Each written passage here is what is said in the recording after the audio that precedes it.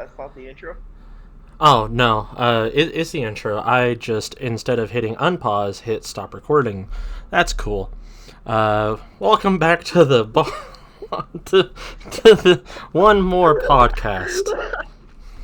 I Oh, at we the are professionals. oh yeah, at the bar with me today is Tommy. Uh, last I'm gonna post the other half anyway. I don't care.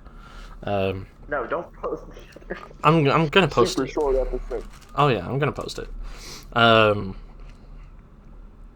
anyway, Make a clips. Make a clips channel. you make a clips channel. Fuck you. Okay, I'll turn my normal channel into a clips channel, and then um, pay someone to do the editing, and that way we actually have viewership. There you go. All right. Yeah, Fuck yeah, that works. Okay. What? I'm not actually going to do that. Okay. Let's see. What were we doing? Oh. Talking about a dog bit you. Oh yeah. A dog bit me. Pretty hard. So I was at my friend Ryan's house, mutual acquaintance of Tommy, um, and Friend of Ben. yeah, friend of mine, acquaintance Friend of of the Tommy, pod. friend of the pod. And he does he does animal rescue. Well, he does fostering technically. So basically, if an animal is in a bad situation and needs to be fostered out so that someone else can hold on to him or her, and until they can get a forever home, Ryan is one of the people that they go to. And at current time, Ryan has a dog named Brooks. That is a foster, and he's named after Brooks and Dunn. Love that. And he has a really good sense of character for the dog. Like the dog is like really, how would I put it? He's fun and lighthearted. Really great. Chases a red light. Yeah. All the stuff. And he is pit boxer. And he needs a home. So if anyone needs a doggo, you can contact me at my Insta at Sultan Goblin, Or SULTAN. contact me at TommyPots_1. Oh yeah. That's a lot easier to remember. Oh yeah. And and anyway, really good dog. And I took him for a walk this morning. I was at Ryan's place overnight, and took him for a walk this morning. And we were moseying around. He was doing his business, and we were watching the landscaping people. And he had a really keen eye for the weed eater guy. It must have been the beard. That's the only explanation. And anyway, we were like, all right, it's time to mosey. I tell Brooks, let's go home.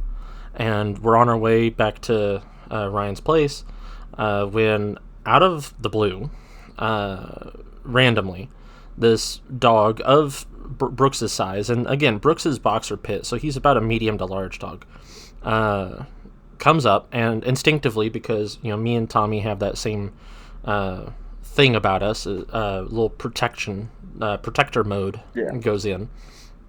I push Brooks behind my legs. Even though it's the dog. Yeah. Yeah, I push Brooks behind my legs, pinning him with my legs, and the dog comes up and bites me on the arm. And he gets a good bite, and I think he realized he was biting human and not dog, so he didn't puncture too hard. I mean, I do have punctures, but it It wasn't was like... still an angry dog running at you. And shit happened. Yeah, You just know. yeah. It was like oh well, shit happens, type situation. But he got a hold of me, fucked me up a little bit. I got him off me, and then Brooks, being an OG, being the homie, unpins himself, which apparently he could have done the whole time, and goes in on this dog. And the dog, retroactively, I guess would be in response. In response, goes after Brooks. But the funny thing is, instinctively, yeah, that's what I was thinking of. Instinctively goes after Brooks because Brooks was like, "Hey, get off my human," and Brooks goes after that dog's whole head, and successfully does so. He has the whole dog's muzzle in his mouth, and he's fucking him up. And the dog, trying to find a spot to latch, gets his jowl, like the skin, the like the dog's lip, the jowl bit. Gets the floppy part. Yeah, the floppy part. Gets Brooks's floppy part and pierces it, but then that's all it manages to do before Brooks is like, "No, I'm winning this shit." And I'm like, all right, well, as fun as this is, I'm not getting paid for whoever wins. So I pry the opposing dog. And this, like I said, it's about his size. Longer hair, though. So I'm thinking probably more of like a Bernard type species, I suppose. Like, not as big as a Bernard, obviously. But something, northern, I guess. Long hair usually means that, or like a European breed. So, wasn't big as Bernard? So, like, no. Long hair. Yeah, it was like it was weird because it was like Rottweiler colors. It was just a rock mix or something. Yeah, but I don't know. Was it bigger than Brooks or smaller? About same height. Which was could have just been a lab mixed with a Rottweiler or some shit. Yeah. If it was full rot, I wouldn't have been able to unpry that dog, but I did.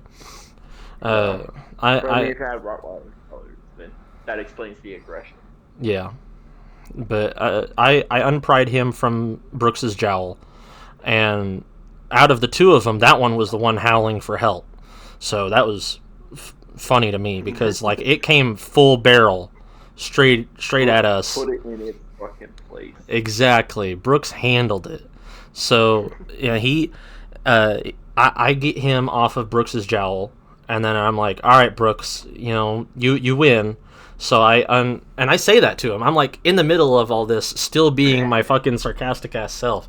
I'm like, all right, Two dogs about to kill each other, and you're like, yeah, Brooks, you won. Come on. Yeah, I'm like, all right. When I was unprying that dog, I was like, all right, get off my dog, go on. And then I tell Brooks, I'm like, all right, you won this, get back. And all the while, the owner is standing away. And the weed eater guy and the lawnmower guy also have stopped what they're doing. And they're all watching me handle this situation by myself. I'm like, all right, cool. You're a blue-collar man. You have more strength than I do. It's just factual. Okay, you stay over there. You don't get bit. I do. And I'm like, I pry Brooks off, and I put him behind my legs. And this time, I'm using, like, all the strength I have, keeping him there, and I hold his collar with the other hand, making sure he doesn't get him again, because he's angry. And I'm like, yeah. I'm waving the owner over. I'm like, come on, get your dog. And she does. And she's like, okay. Yeah. It was a mother, as it turned out. It was a mother. Okay. So you can't really be too much of a dick. You could Yeah. have, but like. Yeah. Yeah, and the husband was there too. The father, I'm assuming, was there too. But accidents happen. Get your fucking dog. Keep him on a leash next time. Yeah. She was like, "I'm so sorry. He went, right between my legs as I was trying to take the other one out." And I'm like, "All right, yeah, whatever. Come get your dog." Yeah. So she grabs him, and she's doing her best to pull it in with her mom strength, and I'm sitting there and I'm panting. I'm like, fuck, this is a lot more than I had. I only had a bowl of Great Value Cinnamon Toast Crunch today, dry, no milk. So like, yeah, fuck. And did you put water on it? No, I didn't put water on it. I didn't want to do that. I didn't want cinnamon water, you know.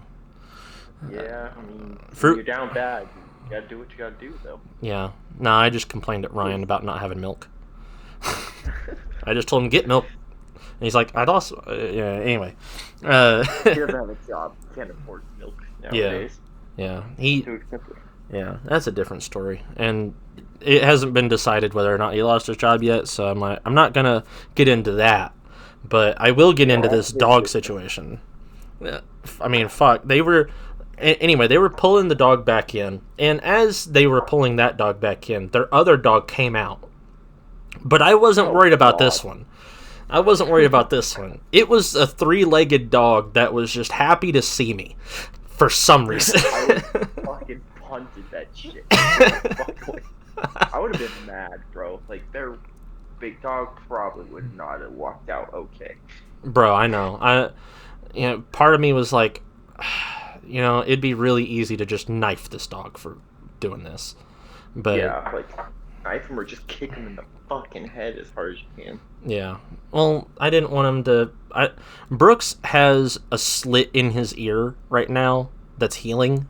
So I didn't want to kick him and then the dog, like, latch onto Brooks and cause another slit. So I'm like... I'm trying to think of it rationally. I was keeping my cool by being sarcastic. So... Anyway, the mom was pulling the dog back in. And she's like, I'm so sorry. I'm like, yeah, whatever. Get your dog in. I gotta get mine home. I gotta put him away so I can take out the other 2. And Ryan has 3 dogs. I'm like, I gotta get the other 2 in, and I'm waiting there, and I'm panting. I'm sitting over Brooks, and he's growling. He's pissed. And the weed eater guy's like, "Are you okay, man?" I'm like, I give him this look. I'm like, I show him my arm. It's bleeding. I'm like, yeah, I'm just waiting on them to take their dog in. I'm fine. And he's like, okay. And he goes back to weed eating. Like, he's like, I don't get paid enough for all this. Sounds like a middle-aged white man. He was. Yeah, exactly. It's just like, I did my due diligence. I asked if he was okay. Even if he wasn't, I wouldn't have done anything, but I asked. Yeah, I mean, hell, fuck it. But I get him in. I get him in and I put him in the cage. And I'm telling him, good boy Brooks, because, he defended my honor. Which is that's what a real OG dog does. Like you need to adopt Brooks. If I didn't have as many as I had now, I would.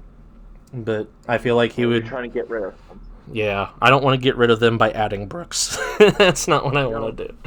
Brooks and Suki would probably not get along, anyways. Oh no, Suki's too fucking submissive. I couldn't see it.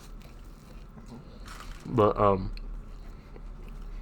sorry, I got chicken sandwich in my mouth. I'm doing this while eating. I get him in, and Ryan is looking at me, and I'm like, hey, I just got into a dog fight. And he gives me this look. As if... Casual. Yeah.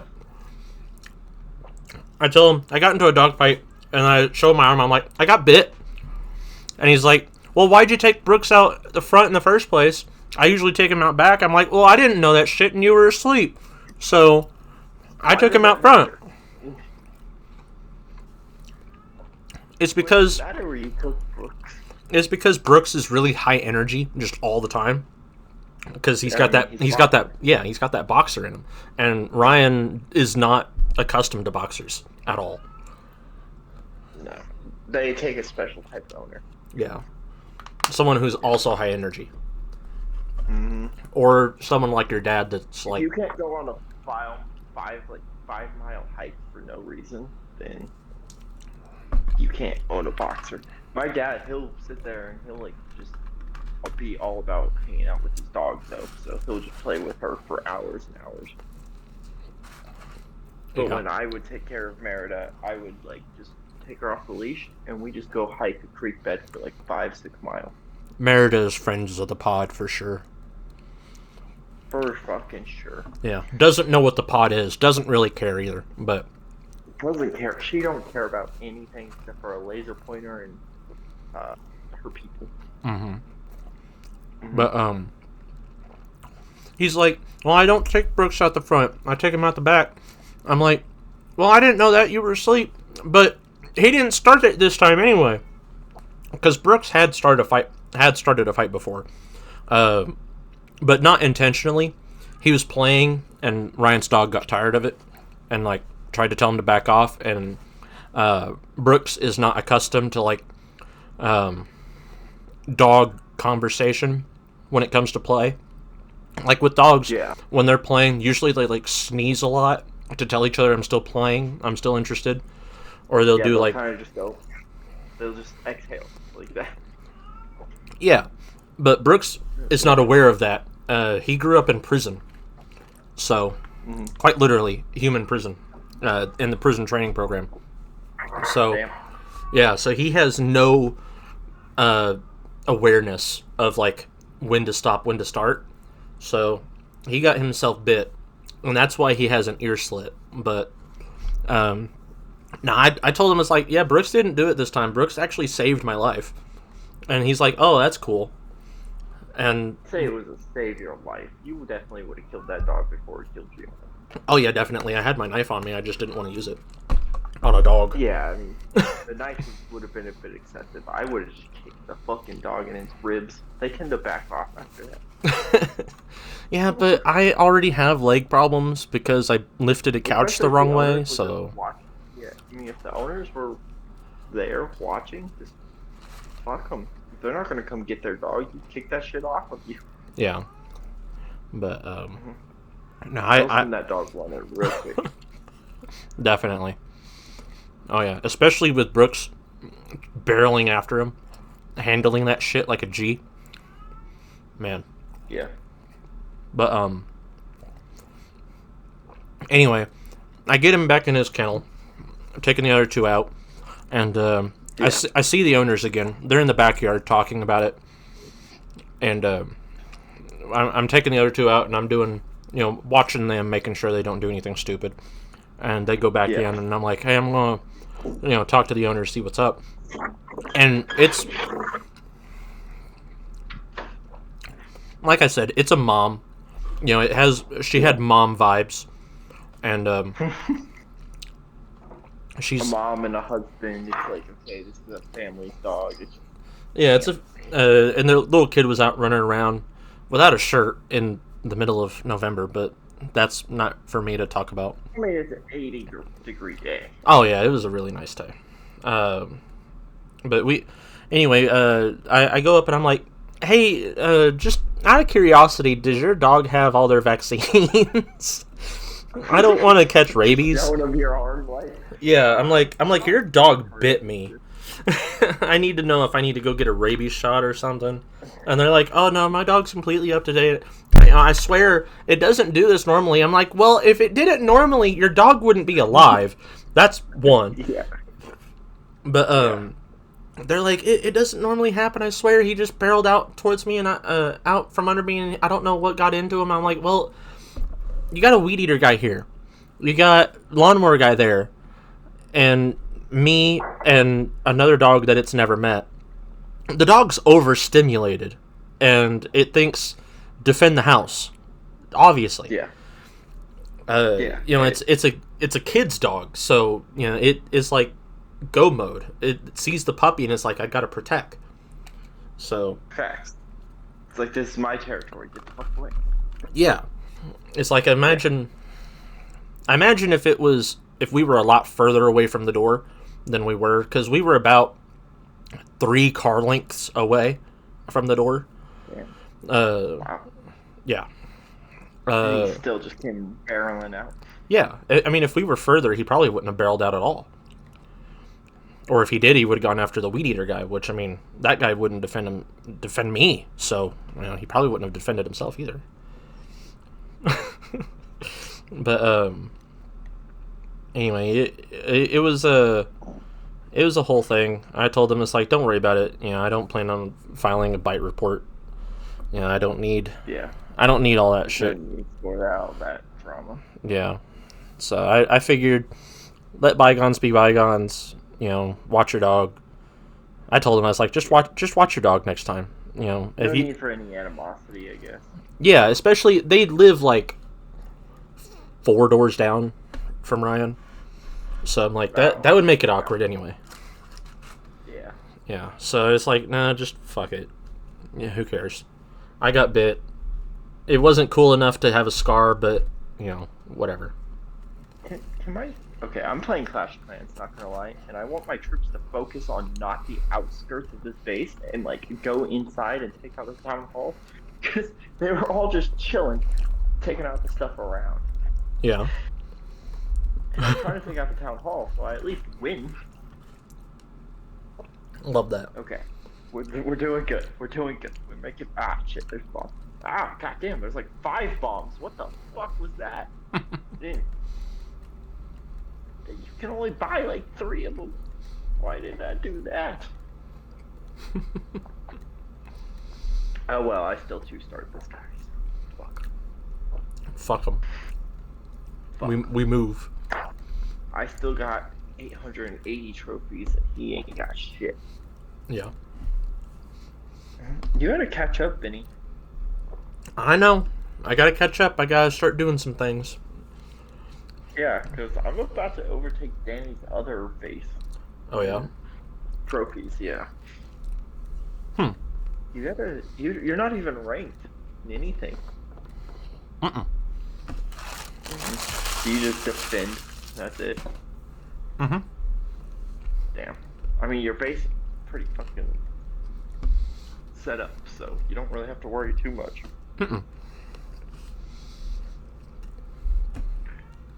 Alright. Alright. Back on topic. Yeah, fuck that dog. Fuck that dog. We move. We're out here.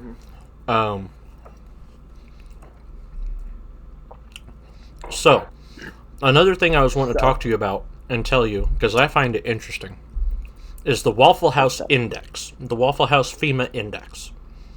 Okay. And I think that it is hilarious.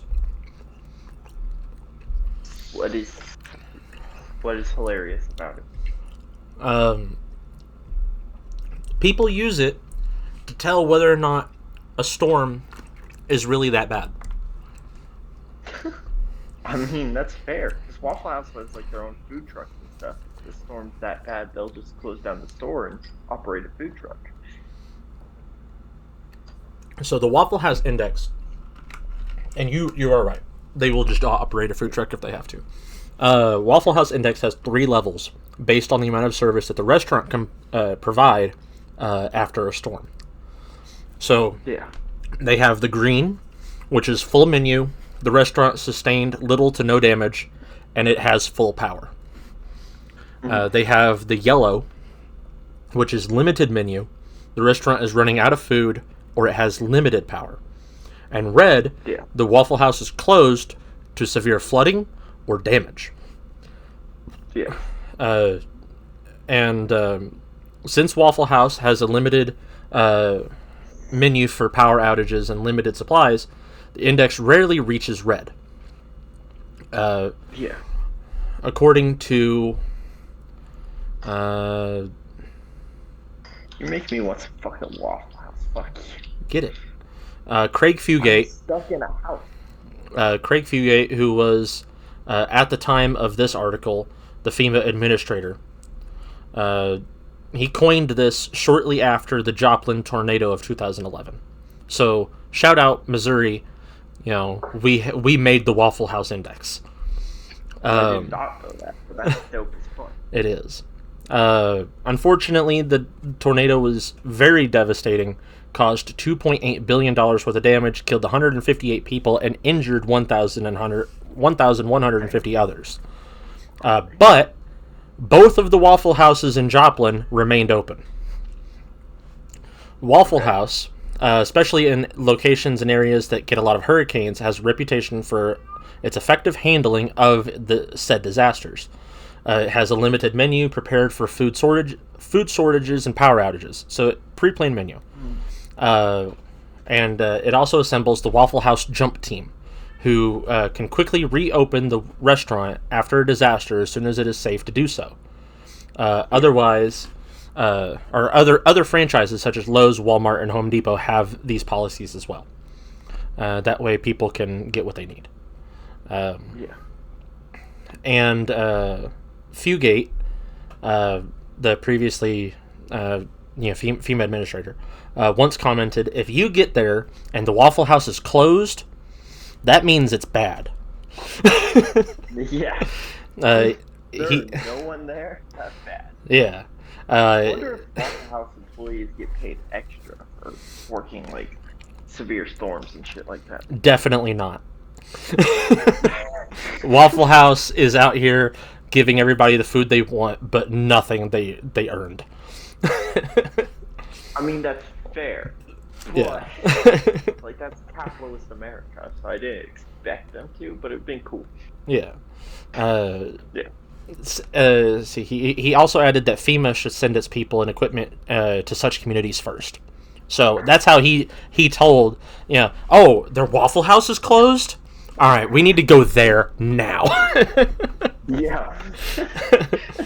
Just like they're in a pickle. Yeah. They need. they're in a situation. They need help. They're not doing too hot.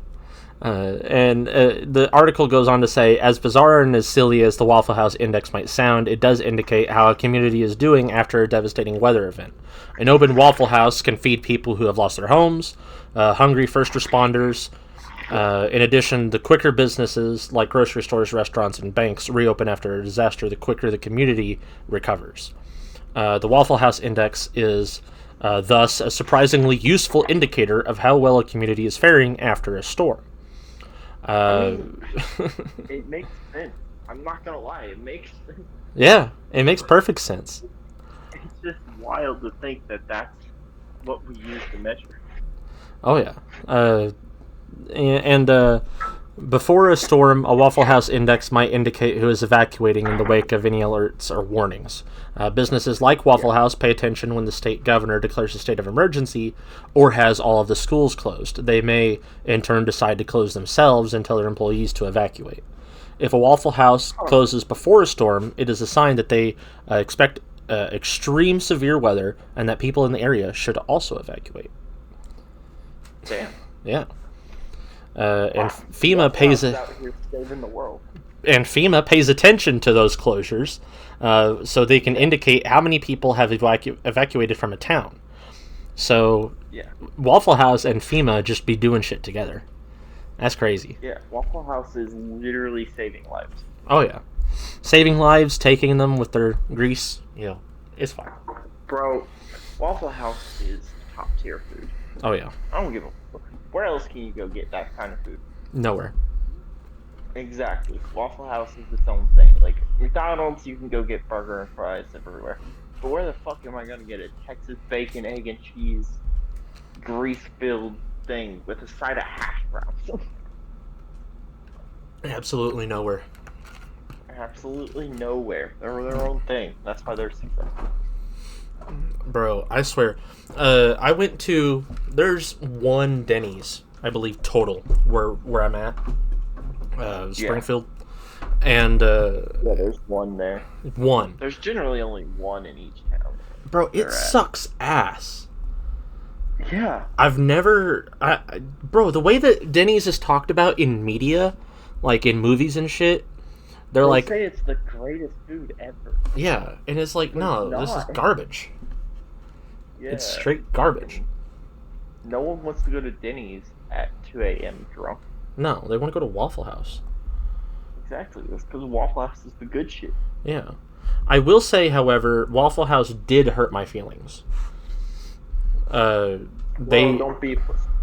I'm going to say what I got to say.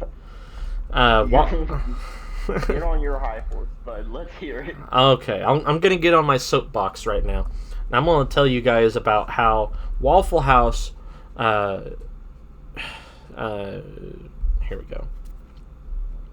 Waffle House took away my favorite thing, and that was the excruciatingly long list of options for their hash browns. I You love. and fucking Danny both. Oh my god. I loved. Danny both. Let me tell you all. Everybody listen right now. All like 3 of you. Everybody listen. Yeah.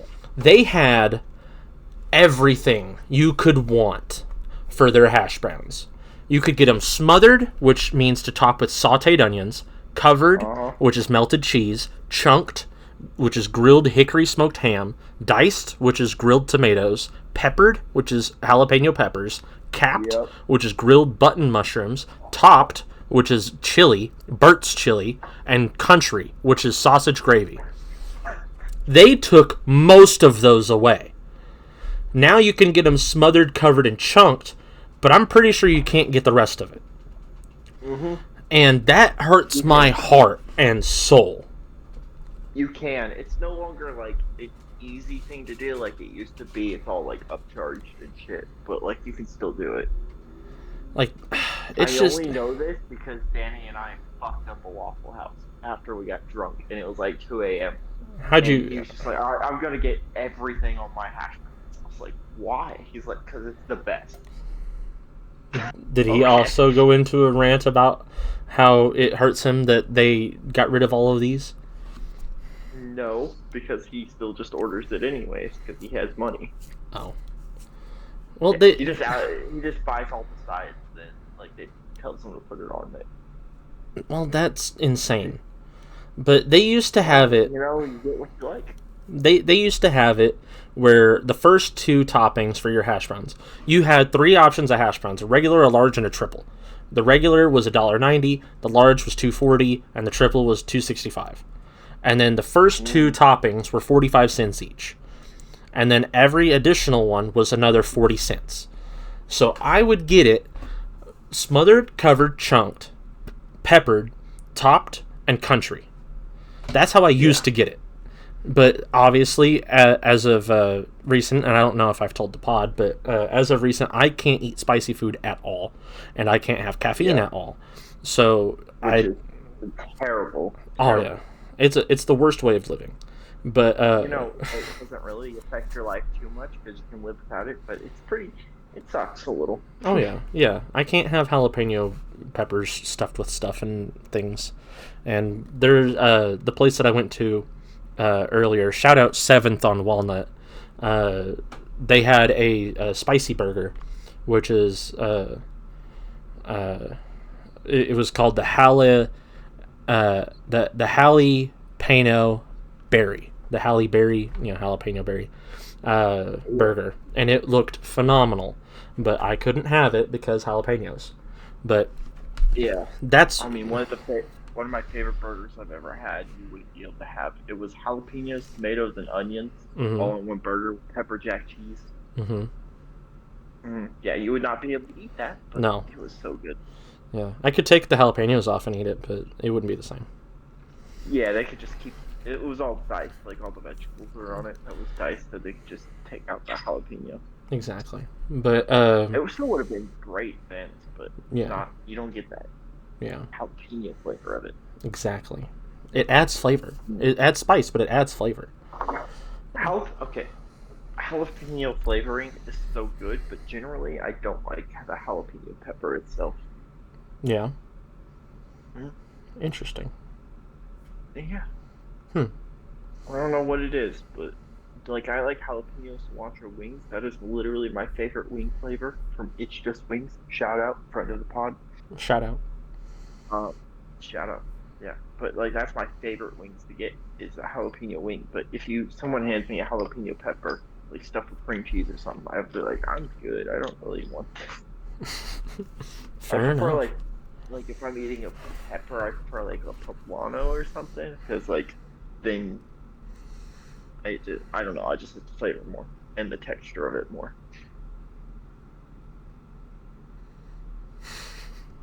But that's Tommy's pepper high horse. Yeah. But damn. I wish that they had it still. They don't. But like Danny does, you can buy everything still. It's not like those options are gone. It's just you can't order it as, that. But I have found ways around it. You know, like I'll still do the smothered covered chunked, but then I'll have an egg on it, and I'll tell them give me gravy. You know, all that sort of stuff. But You can buy their hash brown bowl and just load that up. yeah, I can do that too. It's a whole thing. Yeah. There's options to fix it, but getting the original all the way hash brown's just not the same. It doesn't feel the same. Yeah. But anyway, in lighter news, Ryan, as of current, is watching Scott Pilgrim versus the World for the first time. That's cool. Yeah. I gotta take a piss. Okay. Back. Okay. I'll entertain the people.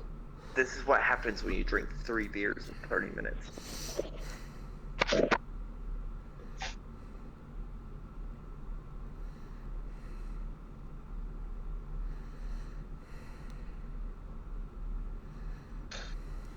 So, sorry, I was texting.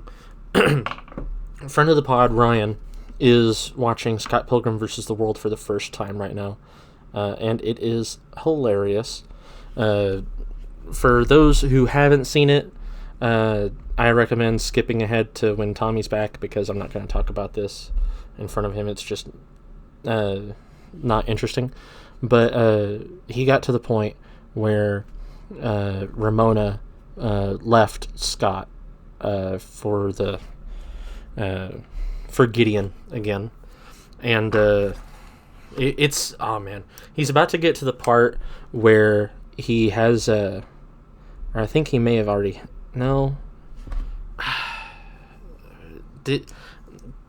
I think he's at the part where he just beat the twins, or he's about to beat the twins. But either way, that is my favorite part of the movie, hands down. The cinematic, or not the cinematic, the effects in that scene, amazing.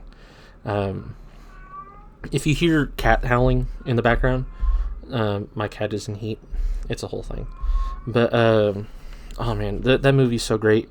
And I think it's hilarious that he hasn't seen it up to this point. I mean, it's such an influential movie too. Like it has T-shirts and video games and albums and oh my god, all this sorts of stuff. I think the first X is underrated though. I think Patel is underrated. It's I don't know. He was a very quick fight, but he was funny. I liked him, and Matthew Patel. He was a really good character. I liked him. I also liked the vegan. I forget his name. Todd.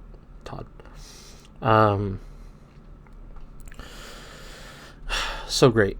Such a great movie. The end scene where he gets his sword, also great. Spoiler alert, you can't just go telling end scenes to everyone. You're right, but I also told them when you come back that conversation would be over anyway, so they can skip to that point if they find it. Yeah, okay, I'm back. Yeah. Everyone's favorite little Tommy boy is back. Oh yeah, little anime boy. Anime character, body, shit, having an ass, you know. Yeah. Hey, so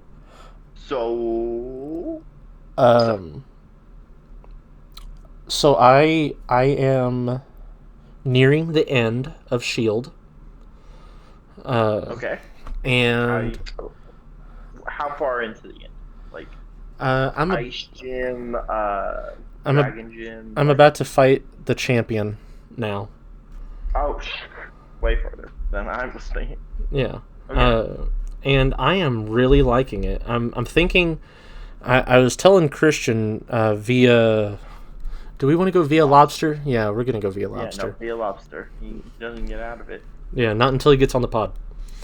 No, even then. Yeah. That, his name in my phone has been Christian via Lobster since 2018. I was telling him that I'm about to end it, And he was like, cool, which one are you going to play next? I'm like, well, probably either Sun or Moon. And he said those ones are terrible. And I'm like, well, that's just... I told you the same shit. Did you? Yeah. Oh. Oh. I didn't... Okay, if you like the normal basis of Pokemon, don't go into it expecting it to be a Pokemon game. Yeah, I mean, it has the... Tried and true. It has Mega Evolutions and stuff, right? I don't. They don't have Megas in that one. They have the... Gigantic? They have no. No, they have something else. I forget what they have, but they don't have gyms. They don't have gyms? Yeah, they don't have Pokemon gyms. Huh. And that's why a lot of Pokemon purists hate the game. Don't go into it expecting it to be like another Pokemon game. If you go into it expecting it to be its own thing, they added Alolan, right? Yeah, they added Alolan. It was the first region where they did region-specific Pokemon and stuff, so that was kind of cool. But well, so what did they do instead? Expecting it to be its own thing. I'm not gonna spoil it for you if you're gonna play it. Well, I have to find a copy first. My source. They do trials, and the trials, and you got to beat the top guy of each island, and there's like 4 different islands, and you got to catch the special Pokemon. And it's cool if you go into it expecting its own thing, but I went into it expecting a Pokemon game, and it was a very disappointing Pokemon game. Huh. Yeah, so just expect it to be its own thing, and then you could probably enjoy it. Okay. Hell, you watch the main legendary evolve into the legendary Pokemon, which is unheard of. It's not a Pokemon game. Huh. Yeah. I didn't personally like it. Well, I like the Pokemon that come of it. That's why I wanted to play it. Yeah, by all means, play it. I'm just telling you how to enjoy the game. If you go into it expecting it to be like Diamond or Pearl or fucking Black and White or something like that, you're gonna be severely disappointed. Oh, I've never compared one Pokemon game to another, ever. Yeah, just expect it to be its own thing. It doesn't hold the formula of the rest of the games. Okay. So that's how you'll enjoy the game. They didn't like the response they got for it, so that's why they went on to do everything differently the next time. Yes. Well, there was good aspects of Pokemon Sun and Moon. Yeah. I would give it that, but they kept the good aspects and brought them into Sword and Shield. Oh, okay. And then they did away with the shitty aspects. Fair enough. So, because when you're doing Sword and Shield, when you're playing Sword and Shield, and you do the raids, that's basically like the trials of the Sun and Moon. Oh, okay. So they kept it and like evolved on that, which was a really cool thing. They really did well with Sun and Moon. Not Sun and Moon, Sword and Shield. Yeah. Yeah. Okay. I don't know. You just gotta go into it with a different mindset. I'm thinking of getting the grass type starter for Sun and Moon. That's pretty basic, but it's the best one. Yeah. Well, I was thinking about. I've always thought about, what if I played this game, what would I do? How would I do things differently? But I guess if that's basic, then. No, that's just the best starter. I mean, is it? He evolves to be a grass and ghost type, I believe, which is a really good type combo. Yeah. So, I like to. He's good. I like. Don't care about being different, the same, whatever you're gonna do. I liked Litten, but I didn't like the final. Yeah, just play the game how you want to play it. I plan to. Exactly. Because at the end of the day, who's gonna tell you you did it wrong? Christian. And me.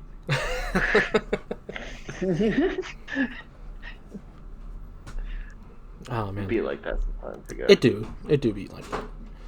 Oh man, that just Pokemon is so good. And then me and Christian have been playing Duel Masters a lot more recently. Yeah. The last time that I played Duel Masters with him, our dogs, one of my dogs got into a fight with another. Well, so that George was. is about to start barking. You ready for this? I am. Is he not gonna do it? What is it, George? What is it?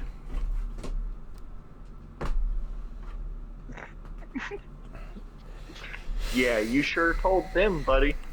I didn't hear it at all. You sure told. He just growled. He didn't bark. Ah. No, don't bring the tug of war. I don't want to play tug of war. Of course you do. He thinks I do. He gets very aggressive in tug of war, as you saw in the video. Yeah. He likes having it. He loves tug of war, Yeah. especially with me, because I'll pick him up, like by the tug of war thing, and no one else will, Yeah. because they're afraid of him growling and shaking and all that. I'm just like, nah, fuck him. He's not gonna hurt me. He's just playing. Yeah. But me and Christian have been playing Duel Masters recently, and that's been really, really fun. I enjoy doing that.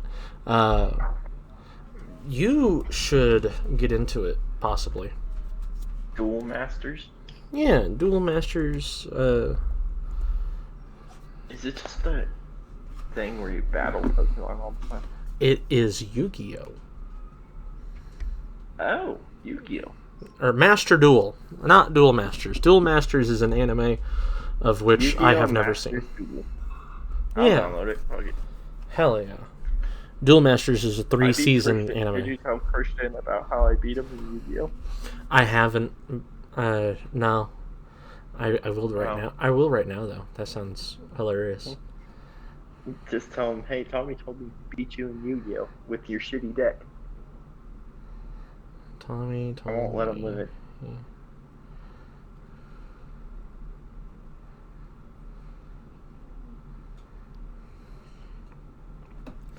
He was actually out shooting guns the other day.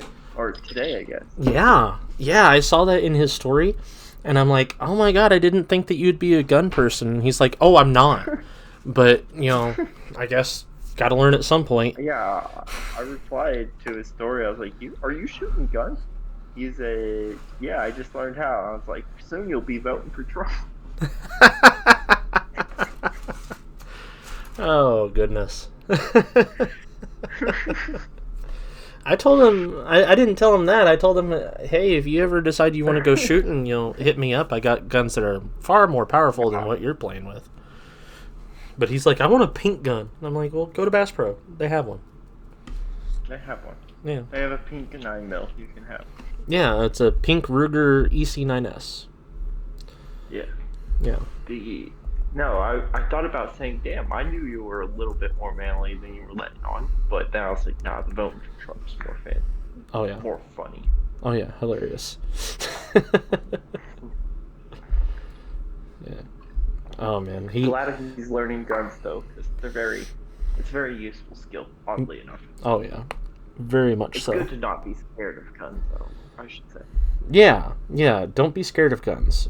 Be scared of the people that... If someone brings out a gun and to show you, don't be like, whoa, you know what to do. It's not gonna fucking randomly go off and kill you. Well, I mean, it could. It just depends on what the gun is. You know the safety to make it not happen. Well, it depends on the gun still. There's certain revolvers that are known to just go off. That's why they have to... That's why we don't point guns at people, though. That's part of gun safety. Well, I pointed a gun at somebody one time, and it didn't go off. But then when I pointed it at the ceiling, it did. Wasn't that at your house or some shit? Yeah, that was at my house, and I was the one playing with the gun, and I pointed it at Big Blonde. Through your ceiling? Yeah, I pointed it at Big Blonde, and it didn't go off, and I thought, oh, it's empty, okay. Pointed at the ceiling, it went off, and I'm like, oh, that's not okay. That's not okay. Did you pull the trigger on Big Blonde? Yeah. Oh, shit. What Yeah. kind of gun was it? It was a Mossberg 350 Shockwave. Shockwave, shotgun, pistol, whatever. I don't know. Shotgun. Did you just not cock it when you pointed at Big Blonde? No, I did. What the fuck? Why did it not go off? I don't know. 590 shockwave. 590 shockwave. Well, he's alive for a reason. Because if you cocked that shit and then blew it at him and it didn't go off, but then you shot the ceiling, like, he's alive for a reason. Yeah, I don't know what, but he is. I don't know. Speaking of Big Blonde and Brandon Roscoe, okay? Oh. Sorry, I just full named Rock Brandon. I don't really give a fuck. It's fine. I would have called him No Neck if it were me, but you know. Big Blonde and No Neck. Yeah. So I was out to dinner with this girl. She was passing through, stopped by, and we went to dinner downtown here, right? Mm-hmm. And she had told me that, because she knew I was from Springfield, and she had been like, do you know this guy? He went to Parkview, you would know this guy. And it was No Neck. Mm-hmm. In her DMs. Really? And then I was out to dinner with her. That was hilarious. He has a thing for the girls I can get, but he can't. And it's wild. Because he was also trying to fuck with my ex once her and I broke up. Was what is the first letter of this woman's name? It was Chelsea. Oh. I don't care to name drop her. Good friend. Oh, okay. I was... Yeah, good friend who yeah, we won't get into it on the podcast, but good friend. But Well. no, it's like he was flying in her DMs and shit, and it was so hilarious because she showed me, and he was like, "Yo, Mom, what's up?" Wow. And when that didn't work, he just all casually goes, "Hey, I think you're beautiful," and doesn't say anything else. Just that's his follow up. Wow. That is... Talk about man's got game. Let's say that. Oh, yeah. Bro, I showed I showed Ryan earlier. I was chatting with this woman. Beautiful woman, beautiful. And I was showing him my game. Oh, he finished the movie. Okay, who cares? Yeah. Oh, right. So, I was chatting with this woman earlier, and I was like, oh my god, you know, I need to show Ryan my game. And so she messages me. She's like, hey, 1, 2, 3, 4, 5 Ys. How are you? ? I'm like, better now that I matched with someone as beautiful as you. And she's like, oh, really? You know, smiley face with the hearts on it. What you got planned for today? And it's like, I told her, probably just going to chill at home today. How about you? What's someone as sexy as you doing on a Tuesday as fine as today? She's like, unfortunately, on my way back into work. She's like, and then I replied, models work on Tuesdays? She's like, honestly, I'm not sure. Nice one. But EMTs do, unfortunately. I'm like, oh, you're an EMT? That's good, because you're certainly a heart stopper. And then she's like, stop it. And then she sends 5 of those smiley heart emojis. I'm like, I can't. You're too good looking. And I showed Ryan that. And I'm like, this is the type of game that you got to have if you're looking to find anybody. Yeah, I mean, if you're like, okay, no offense to Ryan, if he looks like Ryan does, you gotta have the confidence, you know? Yeah. Bro, all day today. All day, because we've been downtown. I was telling you this. You know, shout out 7th on Walnut. Fucking love that place. All day today. We've been hanging out downtown, going into all these different venues and all this sort of stuff, and we have been finding the most beautiful women. The most beautiful women. And, in fact, we saw these 2 women. Gorgeous women. Bleached blonde, you know, piercings, tattoos, that sort of thing. Not my type. You no. just described the complete opposite of my type.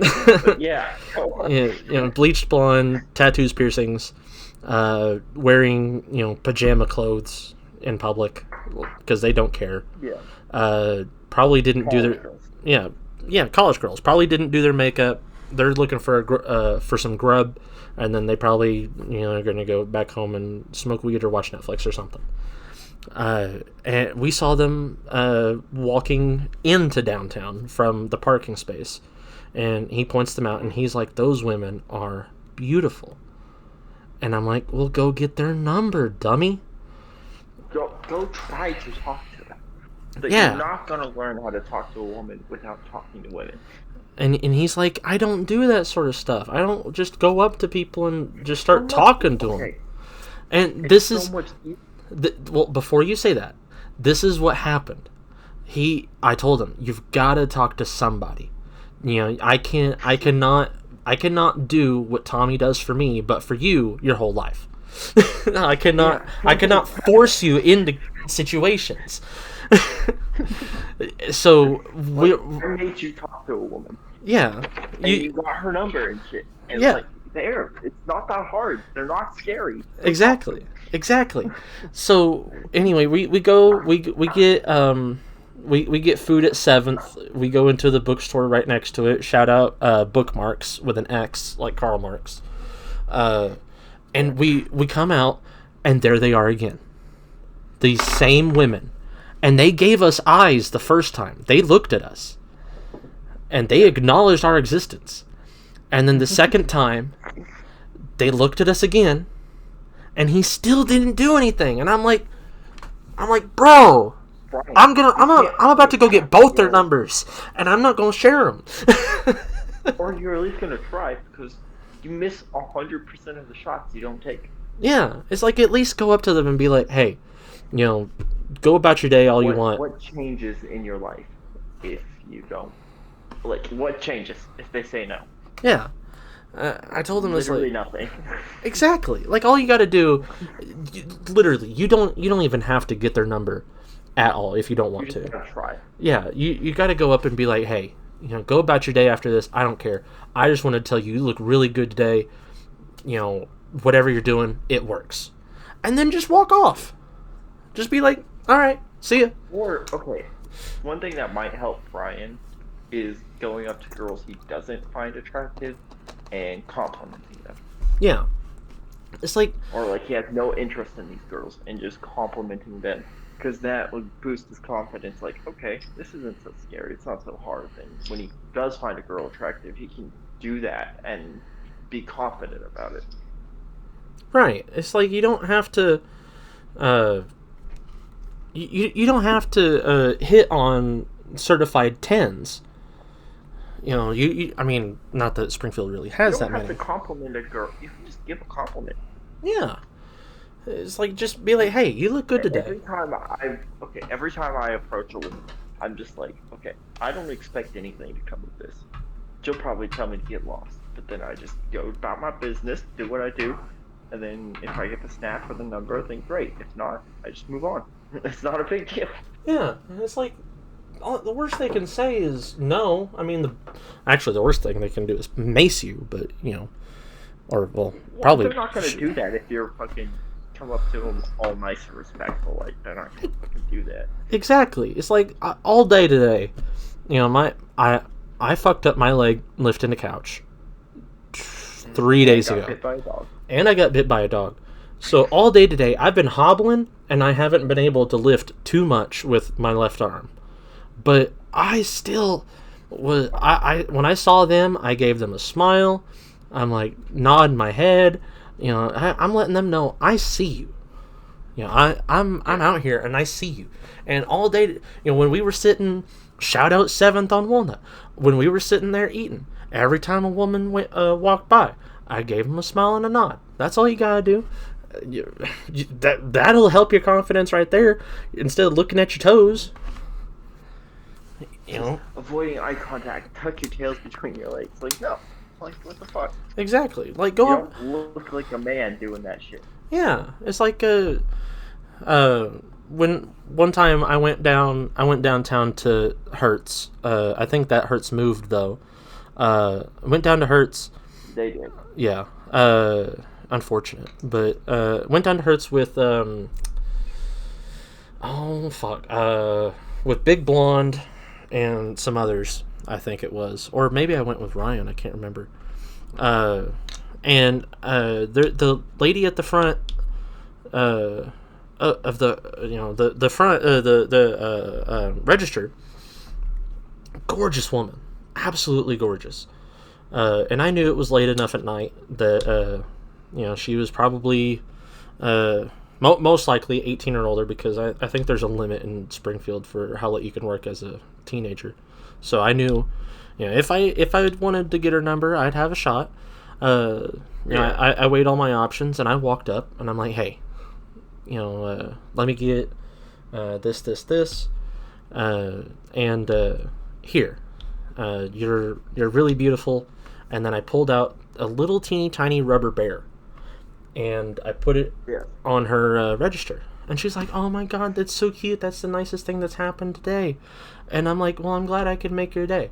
And then I pulled out 5 more.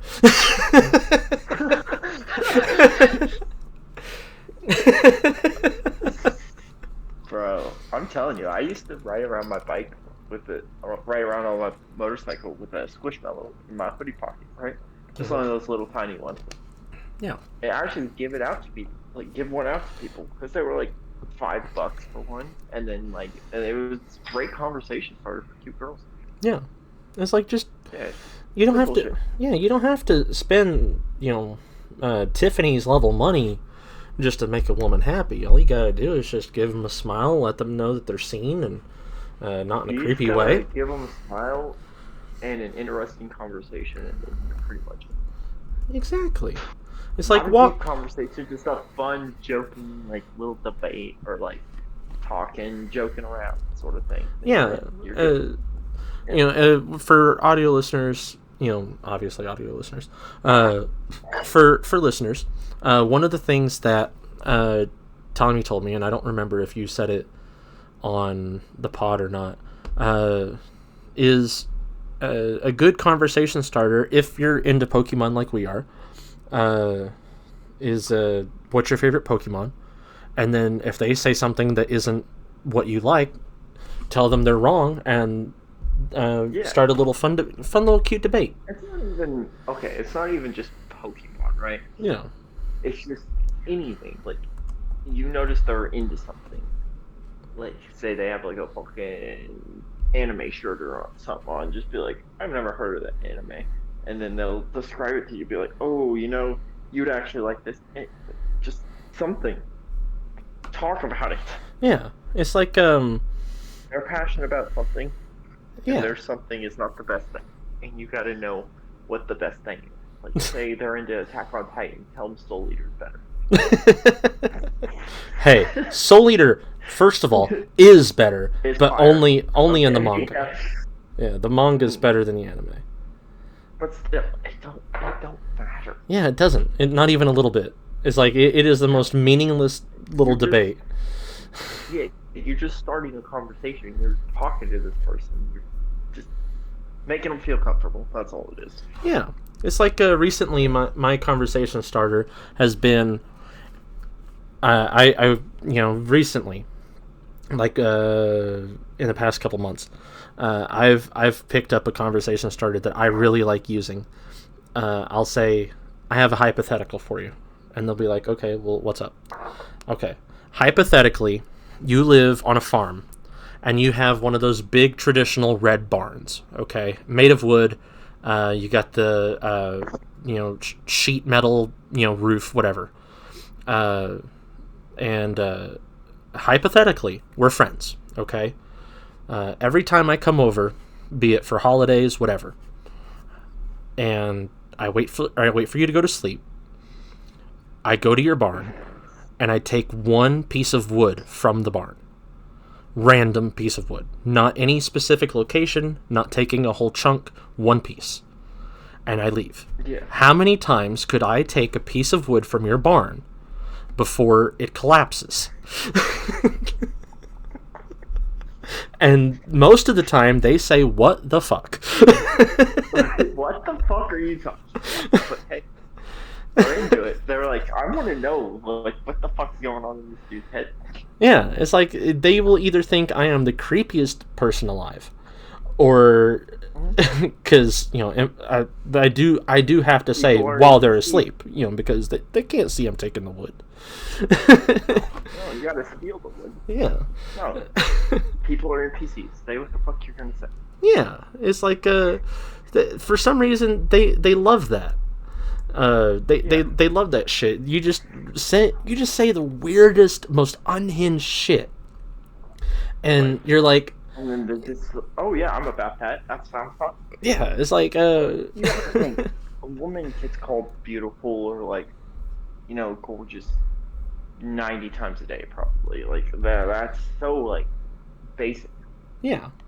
But if you come at them with some wild shit, they're just like, whoa, what the fuck? This guy's different. Exactly. You gotta be different. Even if it's just, wow, that was weird, business. And then they tell their friends. Business. Okay. Yeah. It's like, I gotta pee again. Okay. But yeah, audio listeners, even if it's just something really, really weird, and they're like, oh, that was odd, and then they tell their friends about it, they're still talking about you, and they're still... You have impacted their life even for a day.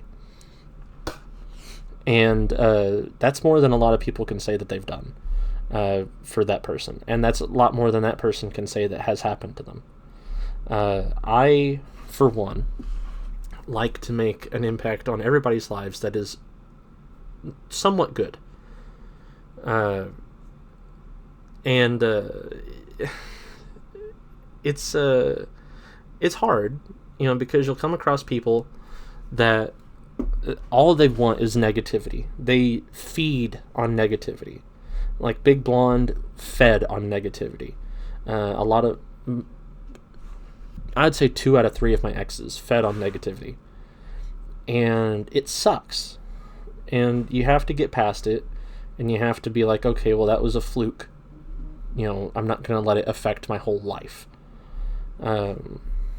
Tommy's most recent ex fed on negativity, and now he's out of that situation, and he's better for it, and I'm out of the situation where, my exes they're no longer in my life, and I'm happy with that. I'm really, really happy with that. Now I can just, come across new people and new situations, and it's great. You have to you have to know it,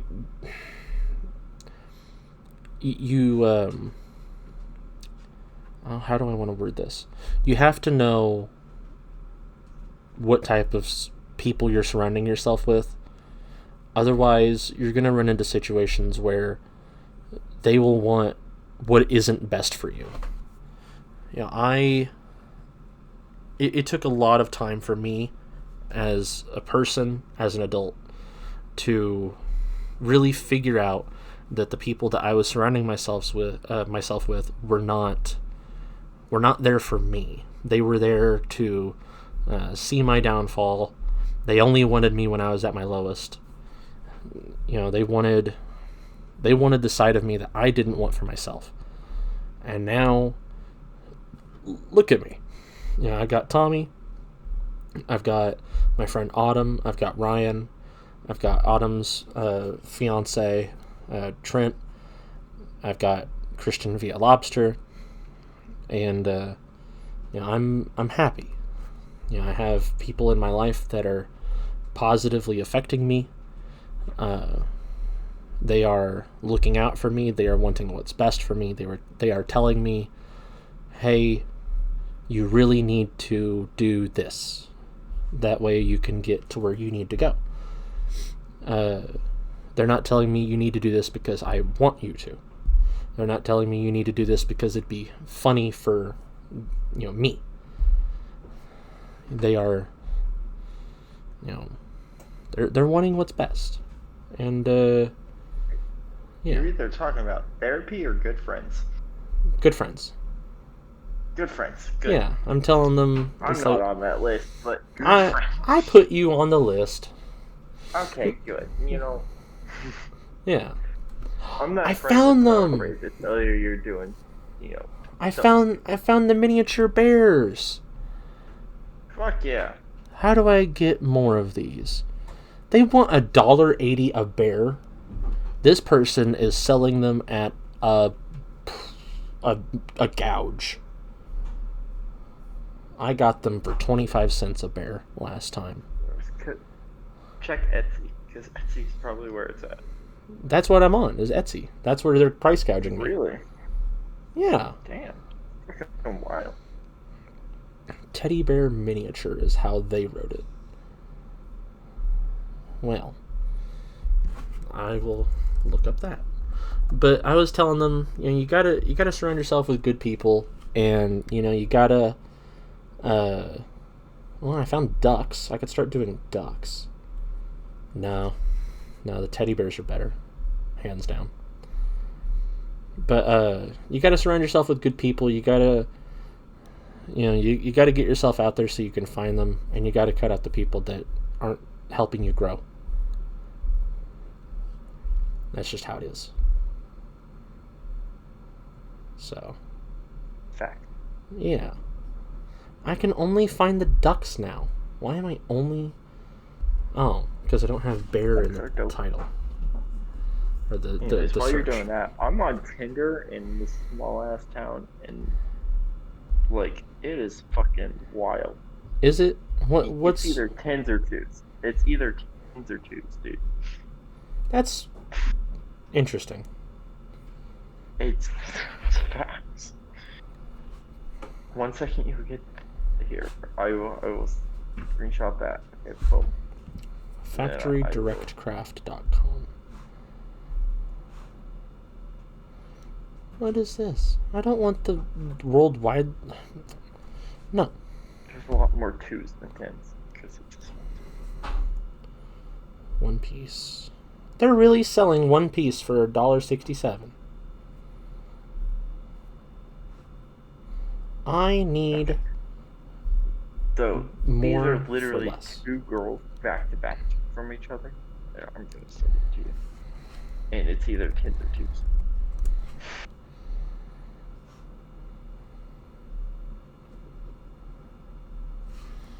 I'm only able to get 351 at a time, and they want $586 for that. I know for a fact you don't have $500 to spend on. Ooh. Those are two very, very, very different people.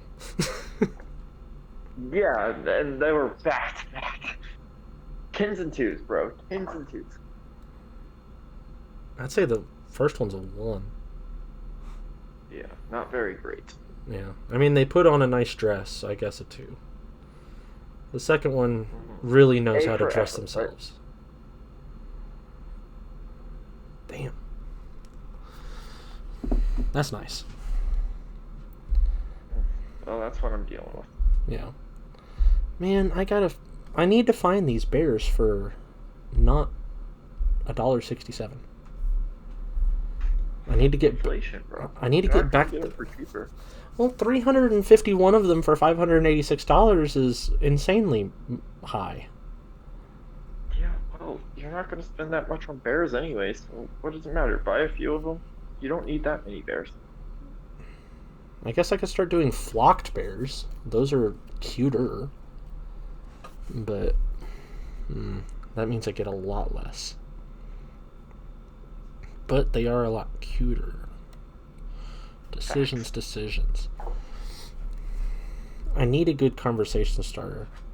Because if I gotta get out there and show Ryan how to talk to women, then I need to get back to what I know.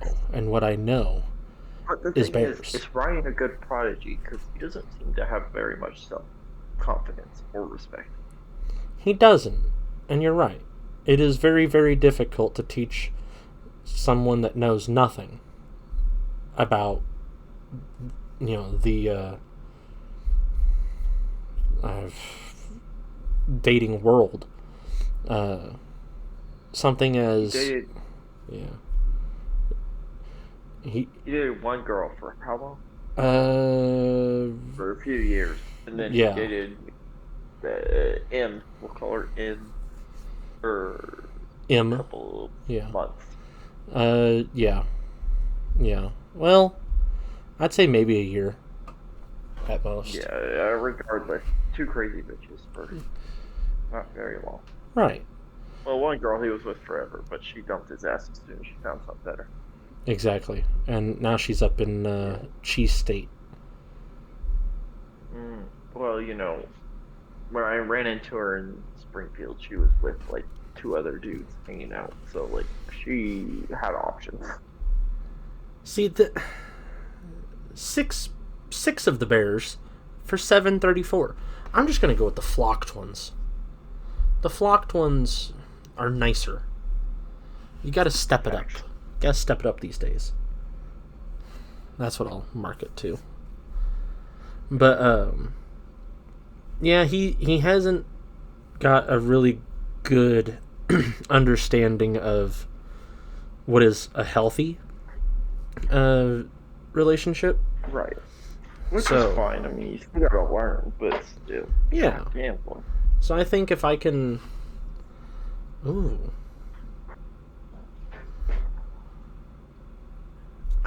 Man. The rubber ducks have a good deal on them. What do you think? Rubber ducks or bears? Bears are cuter, but rubber ducks will still get the job done.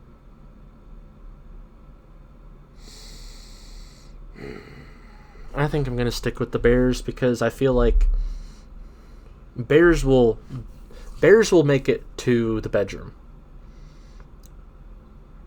Rubber ducks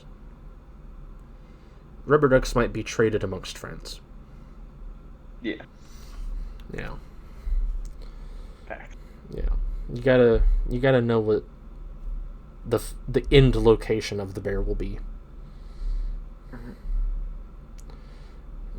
But I think I can. Ducks are kind of big because Jeep ducks and all that shit. Yeah.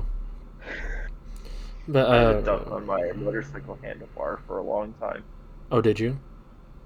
Yeah, he flew off at 90 miles per hour. Then I gave him to Isaac. But regardless, I would love to just pull up to a stoplight, hit it, and then it would squeak. Catch everyone's attention. Yeah. That's adorable. High key. It was beautiful. It made me memorable, Yeah. And that's, something that you don't have to be memorable for dumb shit. You can be memorable for fun shit. Yeah. Yeah. Just be fun, cool, joke around. Be exciting. Be something different. Be not basic. Exactly. Ooh. I could just do bears, like just stuffed bears. That sounds more expensive. I found a place that does wholesale bulk. buying your Riz trick wholesale. Yeah. I don't blame you. Hey, it gotta be different. Right. Gotta be different. But I don't know. I don't want to teach Ryan to, rizz up women by exclusively through buying stuff. I don't want to teach him that, but I do want to show him that sometimes it helps. Might be Ryan's only option. Well, right now that's not an option at all. Yeah, well, yeah, but I need to talk to Ryan and give him a couple words of advice. Don't scare him. The fact that he would be scared is wild. He might block you. It's fucking wild. Do what? He might block you. Why? I don't know, because... Trying to help him out? Well, I'm also a dick. Okay. Yeah.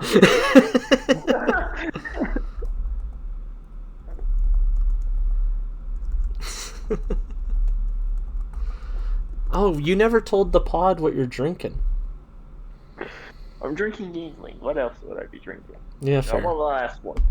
That's why I'm so drunk. I've had like 4 already. Oh, man. I'm about to start cracking into that Malibu. Oh, yeah? But beer before liquor will make you sicker. So I'm not in for a good night. I should have started with the Malibu. You know, that's like... Never mind. It's 100% true, taking from the alcoholic here. Oh, okay. Fair enough. Beer before liquor will make you sicker.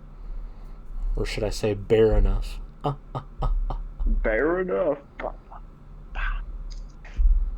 But, no, I mean... I don't know. Ryan would get tired of me quick. Me and Ryan could never be friends. He's too soft. Yeah. For you, he is. Yeah. You have a way about you. Because you've learned that nothing I say to you like that is serious. Like I'll pick on you, but it's never like serious. You know. Yeah. I mean, like it's been a learning curve, but you and I can be friends. And you're not soft in that way. You just had to learn. Thank you. The thing is with Ryan, I don't think I could be friends with him long enough to where he learns that. Yeah. You don't think so? You block me one time, and I'd be like, okay, whatever, fuck you. I want nothing to do with you. Oh, goodness. Facts.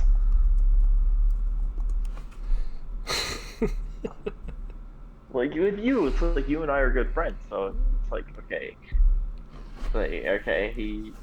I'm willing to put up with bullshit. Yeah. See, this is what I mean. I can get 12 of the flocked bears for $8.99. That's good. Do it. Go do it. I will. Use your OnlyFans money to do it. I will. And it's free shipping on orders over $50. I support it.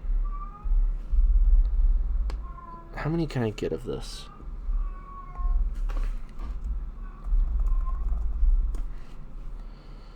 The max that I can get is 2,739, with a total coming out to $24,623. You do not have that kind of money. No. I don't care how well your OnlyFans is. You don't have that kind of money. I do not. You are correct. How about 50? Can I do 50?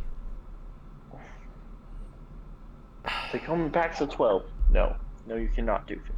Oh, I need to get the first ones out of my cart first. Okay. Fucking insane.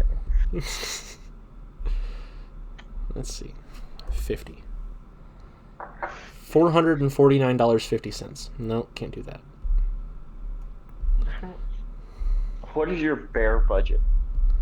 I don't think I'll spend more than $60 on this. That's valid. Yeah. 14? No, can't do that. Oh, I keep adding them to the cart and then they... Okay. Remove. Okay. I'm done. Anyway, change the topic. No one cares about the bears. Yeah. No one cares. That's a lie. I kind of care about the bears because I do the same type of strategy. It works so well. It's underrated. Yeah. Let's see.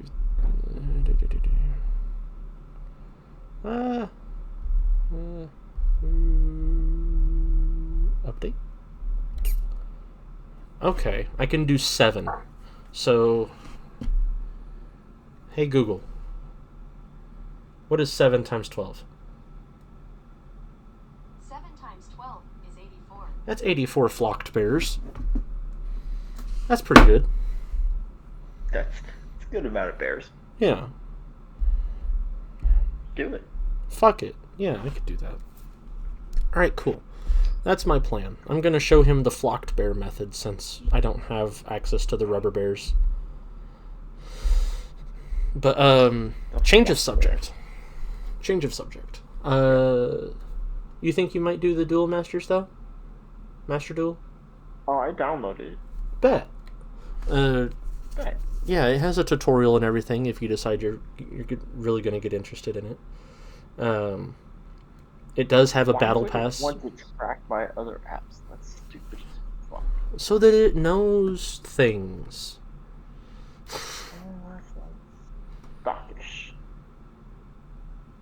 Date of birth. You don't need this What the information. I don't fuck? need to be.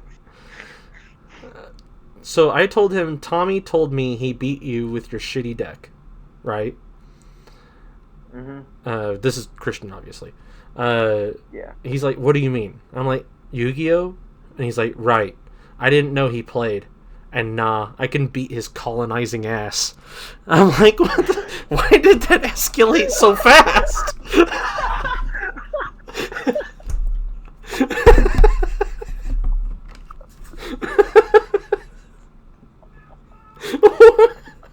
What did you say or do to make him escalate so quickly? That's just our friendship. Don't worry. Oh my goodness. You could tell him I just died laughing from that. Oh my god. That's hilarious. My colonizing. That's a fucking new one. Oh fuck.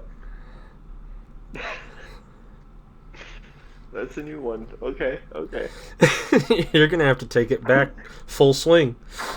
Oh my god, how did I reply to that? That was a good one. What the fuck? I don't know. Oh, mean- don't be salty because this white boy beat him at Yu-Gi-Oh. Oh goodness.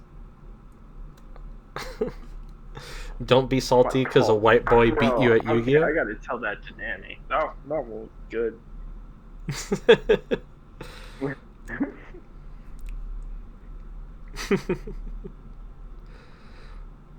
Oh my goodness. Never have I encountered such a situation using Pokemon. We're talking about Yu-Gi-Oh. I know.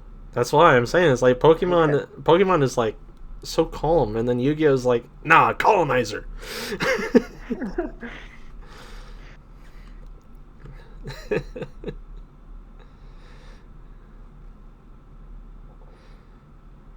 There you go. So you can show Danny. Oh my goodness. Oh man, this is. I love this pod. This is beautiful. Yeah. Oh my goodness. So, okay. Oh wow. That is great. Colonizing us.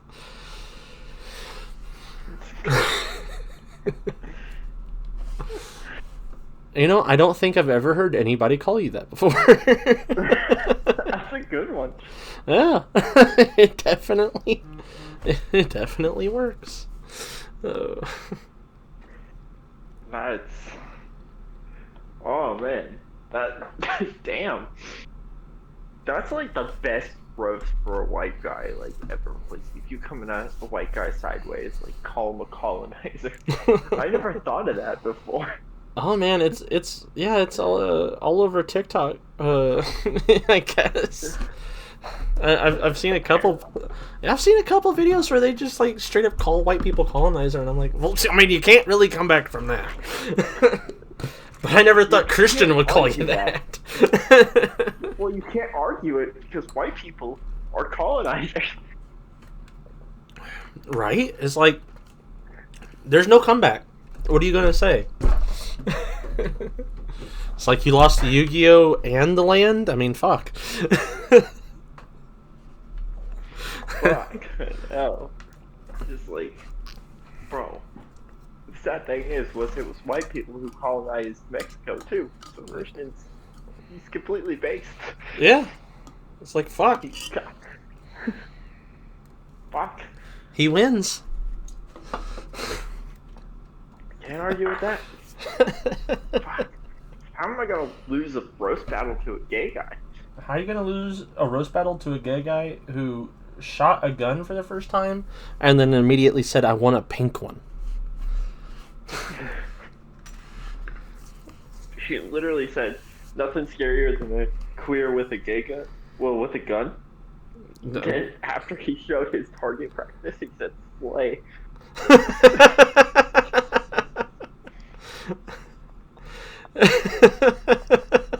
Bro, how am I supposed to win? For listeners, Christian hit the target pretty well. Like, Dead in the center like 98% of the time. Like, not gonna fuck with this guy. Like, I can't shoot a pistol that well. Give me a rifle, I could do that all day long. yeah. But like, give me a pistol, I miss every fucking time. And this guy's over here just like pop, pop, pop, right in the center. Like, I think if looking at the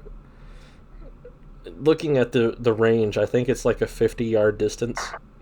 If it's not like distorted with any filter or anything. So he's good at 50 yards. Standard. Yeah. Oh, with a pistol, I don't care how far away you are. I've never been able to hit my mark with a pistol. Really? Ever? Well, you gotta think, I had a BB gun growing up. Bro, BB guns are So, like I was, so fun. yeah, they're the best, but I had a BB gun growing up, so I just shoot this little BB gun in my grandpa's backyard, and it was a BB gun from like the 60s. I love Like, that. I just be shooting that all day in the backyard, so I have no practice with the pistol. You'll be fine. I imagine I could shoot someone with a pistol if I needed to. Hey, if But, you ever like, decide you want to go shooting, you know, Bro, I'm here. Okay, 100%. I am always down to go shooting. I may not own a gun, but I will always be down to go shooting. fuck yeah. I did not know that. Yeah, no, fuck. I love guns, dude. They're fun. If you're ever in They're Springfield fun on a in day my that's like, if you're ever in Springfield on a day that's clear, hit me up. Yeah, I mean, hell, well, I'll get Danny involved too, and you can meet Danny. He'll love to shoot. He has a gun. He'd love to go shoot it. I won't get into details about how many guns I currently own on the pod because, you know, You know, yeah. details. We can go shooting sometime. Hell yeah.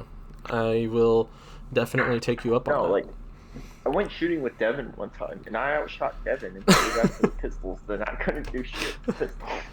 Oh my so god, bad. it'd be so fun to go shooting with Devin just to see like what his aim is. Devin's got okay aim. I got better aim than Devin when it comes to rifles, but when it comes to pistols, he's just like a fucking marksman. Just pop, pop, on the target every time. See, I don't know. I can't. It's the same. It's the same with me. You know, rifles, awesome. I can take anyone with a rifle.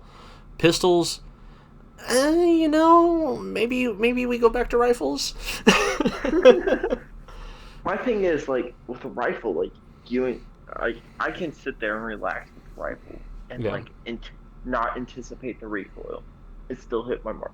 With a pistol, I'm just always like, okay, I know this is going to kick back hard. And I, like, tense up, and it's like, that's not what you need to do. That's what's fucking up my shot. I know what's fucking up my shot, but damn. Yeah, I need to Yeah. get some color changing targets like Christian had, and Yeah. post my aim somewhere.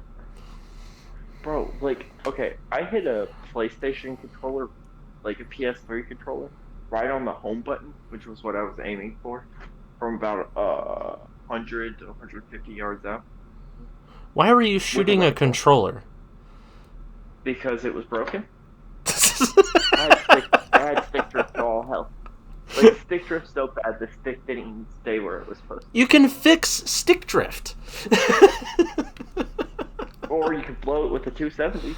Yeah, you can do that too. Sounds way more fun. You got a point. You do have a Would you rather point. tear apart your... Okay, to be fair, I tried to fix the controller. Oh, okay. You tried. You failed, but you tried.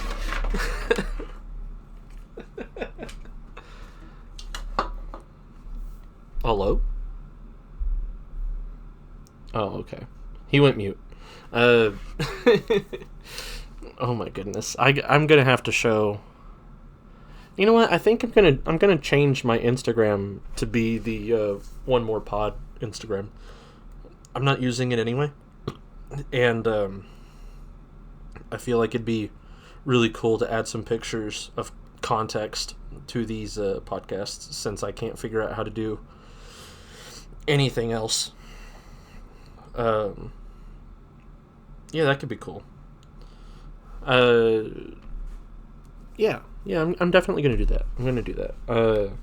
Next time that I can get out and go shooting, we'll bring it back up on the pod, and I'll also send pictures to my Insta. That will be the One More Pod Insta, so that you guys can see, context. That'd be interesting. To all the people out there who are listening to us talk about shooting for fun, be careful. Be very, very careful. You can be taking proper precautions and something still go wrong. So, I hate to be a buzzkill, but be careful. Yeah.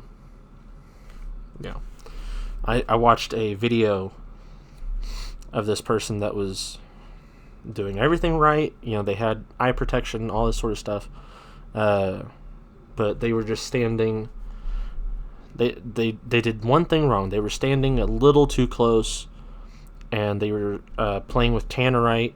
And when it went boom, Who cares about all that? Exactly. Who Be cares? safe. Don't shoot your friend. Don't shoot your friend. If you're gonna play with tannerite, don't be too close. Yeah. Sorry, I had to yell at the dog for a minute because he went out the doggy door and was barking at shit. Ah, I understand. Yeah, so I figured the pod didn't want to hear that. I mean, yeah, probably not. Yeah, but no, we definitely have to go shooting so I can see Danny. So that we can probably take Devin, have him hang Michael out. was in the military. He would love to go shoot. Make it a fucking guy's time. Hell yeah! Fuck yeah, that sounds Yeah. fire. Assuming Michael can get away from my sister and the child. Oh yeah, child does Yeah. damper that. Yeah. Uh, Hey, you've had somewhat of an interaction with Danny now. How do you feel? I haven't had any. I mean, I guess, yeah, the clan group. Yeah. Yeah, Michael and Danny. That's something. That's our clan. Michael and It was very much. You made him laugh, though. So there you go. oh, with the He's not hard to make laugh. He just loves to joke around and have fun. yeah. What did I say that made him laugh? I don't even. I don't know, something stupid. Oh, how you got bodied by another. Yeah. And they really said, "You thought?" Yeah. Oh man. Oh, that sounds like such a fire time. I'm gonna have to. Okay. No, I'm down. I would have to rent a gun or two, but like You don't need to rent shit. I got you. I'll just bring like a lot of what I have. Okay, I'm debating on getting buying a Beretta 92, Then buy it. but they're like a $700 gun, and I want to shoot it first. So I'd probably rent that and try to shoot it. It's a pistol, so I don't know how my aim would do on it, but I really like the weight of it Mm-hmm. because it's like a nice heavy gun. The 92 or the Feels 92 FS, Just the 92. I don't need the FS. or the X, or the XI, or the S, or the A1, Yeah, no, my or the compact. Michael actually, he sent me a picture of the Beretta 92 FX on base. I was like, you lucky bastard. Oh, so he's still in military? Yeah, Oh, okay. that's why they live out here in the fucking nowhere. Oh, gotcha. It is a nice looking gun. It's a pretty nice gun, just the basic Beretta 92. That's what I want. Hmm. It's like an $800 gun. Do like a layaway program. No, if I buy a gun, it'll just be outright. Oh, okay. Yeah, I don't need to. I just want a gun that I would want to carry on me, Yeah. Oh man, I saw a video on TikTok of one of those. I swear to God, I've gotten on biker TikTok, and I don't know how to get off of biker TikTok. You don't. You do not. It's because bikers are such chaotic energy. It's so enjoyable. I saw this guy. He was He was Why riding. the fuck are you on TikTok? Because I fucking love to just mindlessly scroll. It doesn't matter what I'm on. That's fair. Yeah. I mean, I mindlessly scroll on Instagram, so I can't argue. Yeah. Well, if I have my Instagram set up so that the algorithm exclusively shows me Yu-Gi-Oh stuff. So I just use TikTok I have my for everything Instagram else. set up to where the algorithm exclusively shows me. I don't know what my Instagram algorithm shows me, like what genre it be. Right now it shows here. Let's just click real. All right, let's click. Motorcycle Yep. robbery video, Uh-huh. but it's dude robbing a store with a Nerf gun. Love that.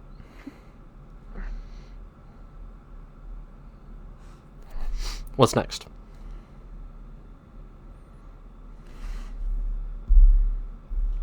What's next? The next one was something you could say in games, but you can't say in real life, Oh, right? yeah. And it was a dude who said, "Someone just put me on the registry because of me fucking these kids." Oh my God. That's my Instagram. Oh my goodness. Mine, like I said, It was it's Call of Duty clip for everyone who would like to know. It's Call of Duty clip, and this dude just mowed through like 4 different people. mine is And just said that. mine is exclusively just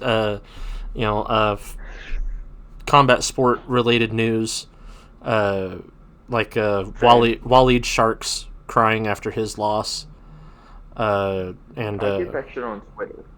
and this thing comparing McGregor versus Tyson. McGregor 14 fights during 8 years of a UFC career. Mike Tyson 15 fights just in 1 year, 1985. Yeah, the people don't understand. Boxers have so many more fights than UFC fighters do. Oh yeah. Yeah. And then it's just Yu-Gi-Oh stuff. Other than that, but I wish I had something that wasn't fucking margarita mixed with this coconut Malibu.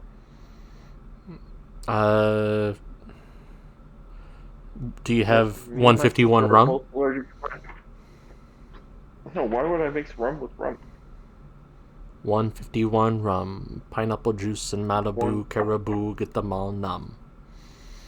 Yeah, well, why would I mix pineapple juice? I mean, I don't know. Terrible time. Not gonna lie. Use cran raspberry juice. Okay. How much of this should I use? All of it. 4.5 ounces of margarita mix. I don't know. So I need ice, some margarita mix, and some Malibu. That's what I got There you go. from that. But what was I saying? Oh, anyway, TikTok shows me motorcycle people, and this guy was riding a bike that I thought was fucking. I rarely find bikes sexy, rarely. Yeah. But I But found. you saw this one and you're like, But then you see one and you're like, I need that in my life. yeah. So this guy, he was No, I like, get it. Trust me, I get it. I think it was a Triumph. There we go. That was about 1.5 ounces. I think it was a Triumph motorcycle. Okay. Triumph what? Cruiser, Traveler. It's the one that it's the it looked kind of like a Triumph Bonneville. Okay, well they all look like Bonnevilles, but yeah. Okay, so you're just typical standard. Like the military bike. Oh, Like your classic military bike. that's good. That's good. Okay, I just mixed that margarita with that coconut rum. Oh. Just gonna say. It's pretty fire. I'll add a bit more coconut rum into it, 'cause I'm not. Triumph Bonneville. Let's see. This one looks kind of accurate. Like a 2012, it looks like, possibly. Like a 2012 Triumph Bonneville. The one I'm looking at is the Steve McQueen edition, so probably not that one. Yeah, not that one. Yeah. It could also be a T100 2015 Scrambler. If it was scrambled, okay. Did it have the side exhaust or not? You're asking me. I didn't save the video. Oh.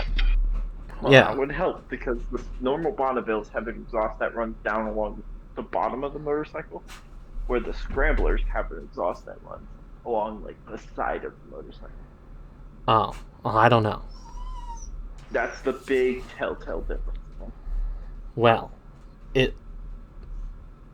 I'm gonna be fucked after this. But it tastes like one of those like mystery popsicles that Popsicle did for a while. Oh, What fancy. is the Popsicle brand? The Popsicle brand? Yeah.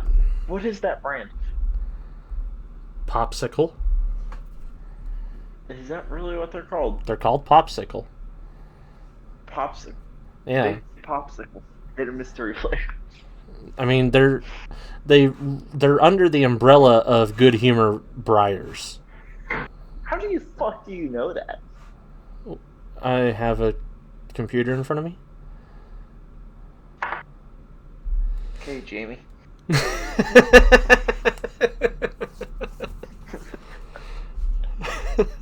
I mean, I could have just rolled with having that information, but I, unlike you, do not keep unnecessary information.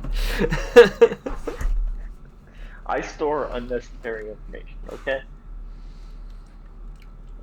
Oh my goodness. It's a skill of mine. Yeah, It comes in handy, okay? It comes in handy a lot of the time. I imagine. But my point was, I was watching TikTok and I saw this guy. He was dressed a lot like you do. You know, the pants that fit kind of snug. You know, the black T-shirt. You know, that sort of vibe. And then he had the Casual city kid. city kid wear, Yeah. and he had on, Fuck you for describing exactly what I had on. of course. Yeah, I literally had gray joggers on and fucking a black t-shirt. Well, I mean, it doesn't help that you grew up watching Jordan Marin, aka Captain Sparkles, and then you became him. Just wearing the same shit every day. It's comfortable, okay? You find something that works, stick with it. Exactly. And But then when I dress up, people are like, "Oh wow, you can actually dress nice." Yeah, yeah, I could have dressed nice the whole time, but it wouldn't have been special. yeah. But anyway, he's dressed a lot like you, and then he has the full face helmet like you do, visor down, and Like I do. yeah, like you do. And then he had a gun on his waist, and honestly, it fits motorcycles perfectly. Yeah. Like, it's crazy. Like, he just but I mean, of course, he did some funny shit because it's TikTok. He got off his bike and started dancing like nobody was watching, because, you know, helmet confidence. No, that's just something we do. Like that's just something we do. Oh, okay. It doesn't matter if the camera's on or not. Like it's just what we do. Yeah. So he's dancing like nobody's watching, but he has a gun on his waist, and it's like, oh my god, this is the perfect combo of both scary and silly. But yeah, that was good video. Good video. Yeah, so you should get the Beretta 92. That'd be a good addition to you. A good addition to me. Yeah. I'm thinking about it because it would be pretty nice to have, like, especially living up in St. Louis. Like, I thought about it, but at the same time, like, I'm a trained fighter. I could kill someone with my hands if I needed to. Right. Like, why would I want a gun? You know? Because they're cool. Yes, they're fun to shoot, but like an $800 gun, just take the shoot. I don't know. I got options to weigh. Think about it this way: you're trained in hand-to-hand combat, but you can't do that from a bike. Right, but who's to say I won't drop my bike onto the ground just to fight them? The car that they're in. That's fair. Yeah. That's a valid point. If they're in a car, they. But then again, my bike's faster than a car. Yeah. But you can't hit them with your fist when they're in a car and you're on a bike. No, but But I if can you get had- the fuck away from them. But if you had a Beretta 92, just take out the Also, tires. it comes to the thing where if I were choking someone, I'd be able to choke them out, right? And Yeah. know when they're out, and I could just let go and get away. Yeah. But like, if I were to have a gun at someone, could I pull the trigger? I don't know. I don't know if I have that mean streak in me. I know I could choke someone out, and then be fine. But like, I don't know if I could actively shoot someone. I was standing up. I'm gonna have to sit down. Yeah. I'm gonna have to sit down for that. Because that is... An interesting take. We're getting really introspective here. That is really philosophical shit. Yeah. That's something that I'd like to bring up again. Everyone who carries a gun should think honestly to themselves. Would I be able to pull the trigger on this guy if it came down to me? Yeah. You know? I don't know if I could. I know I could fight until I am, dead. It's like hurt, bleeding, dying on the ground. I could fight till then. But I don't know if I could pull a trigger on someone in their life over a petty dispute. I don't know if I could do it.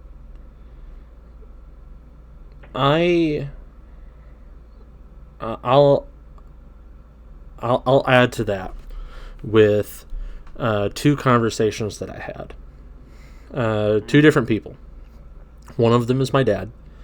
The other one is a old Marine vet named Keith. And Okay. the first conversation, the one with my dad, happened after Keith, but is more prominent in my mind. Yeah. Me and him had that same conversation because I wanted to get my concealed carry license so that I too could have a gun publicly and be able to have that on me as a means of survival. And he told me that one of the things that he had to think about when he because I brought up Keith and I said, this is what Keith said, and he said one of the things that he has to think about is that same question. Can he take a life? Can he put his life in that? Can he put his life in danger by having, the pistol on him? It was right after in Springfield, a cop answered a robbery at a gas station and got shot and lost his life trying to fix the problem, and right after a gun shop owner was shot and I think either almost or did lose his life as well. And my dad said, honestly, after thinking about it a lot, I've lived a very good life. I have 2 kids. I have a wife. I've married. I've seen my parents grow up and grow old, and I've seen my parents die. I think I could.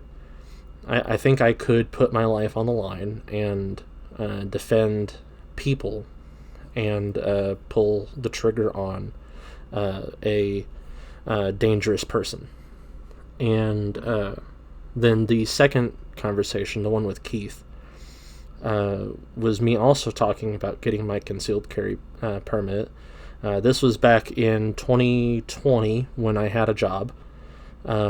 He was the bus driver that I worked under as an attendant, and he was a retired military vet who lived long enough that he, I think he's quit the public schools at this point already, but he started his own business, ran other businesses, but started his own, gave it to his son, and now he just did the school system work because he was bored. Yeah. And I was talking to him about getting my permit, and he said, well, let me tell you this. And then he went on to tell me that he has his permit, and he has his piece from the military, and he takes it with him everywhere he goes except for the school system because it's not legal. And every time that he goes to Cheddar's, which is a restaurant here in town, I don't know if it's a nationwide thing. Every time he goes to Cheddar's with his wife, which is every Friday, he has the internal debate of, do I take my sidearm with me? Do I take it into this restaurant? Will I become part of the problem or part of the solution if someone draws a weapon within the restaurant? And he always answers it, no, I will not. I will not become part of the solution. I will become part of the problem, because if I am not fast enough and he sees my sidearm, he will take it from me.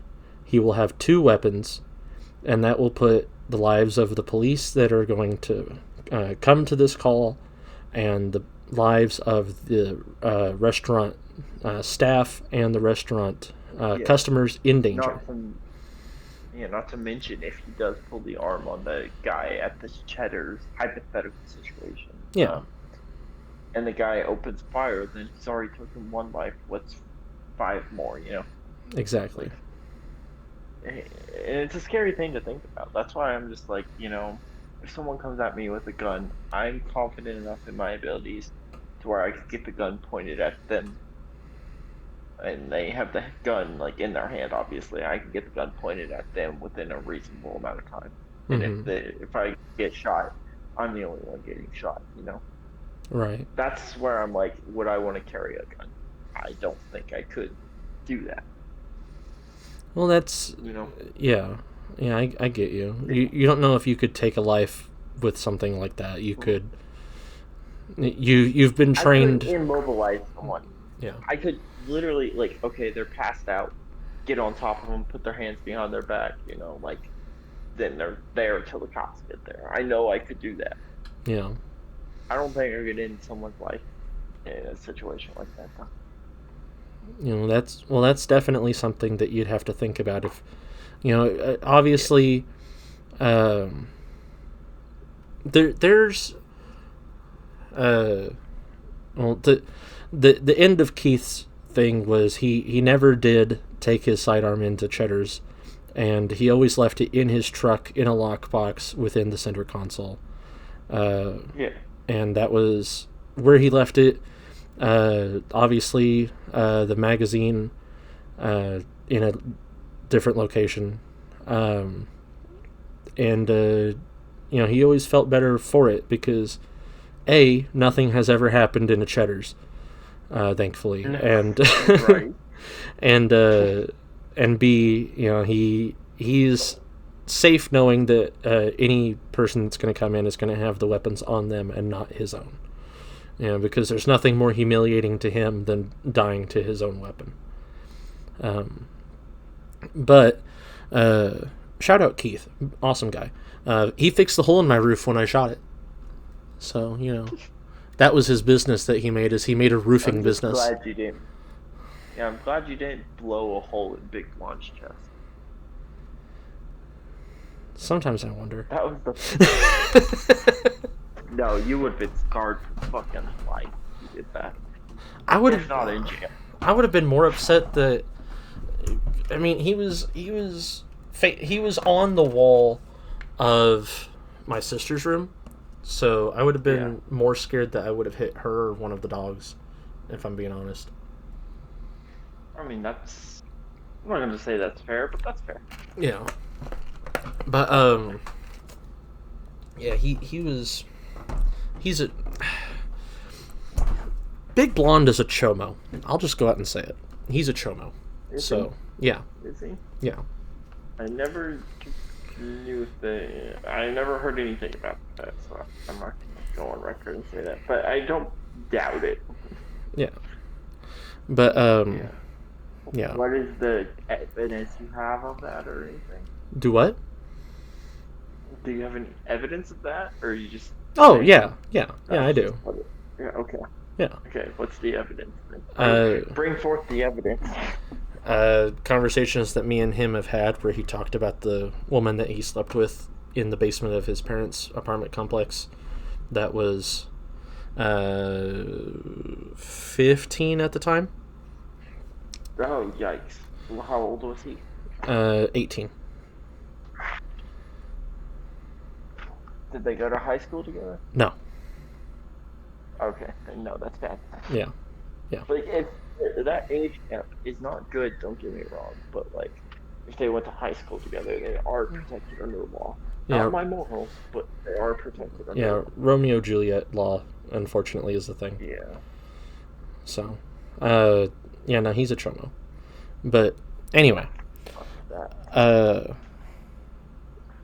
was I getting at? Oh, if you feel like you could not take a life, I think there is an ulterior motive, or ulterior.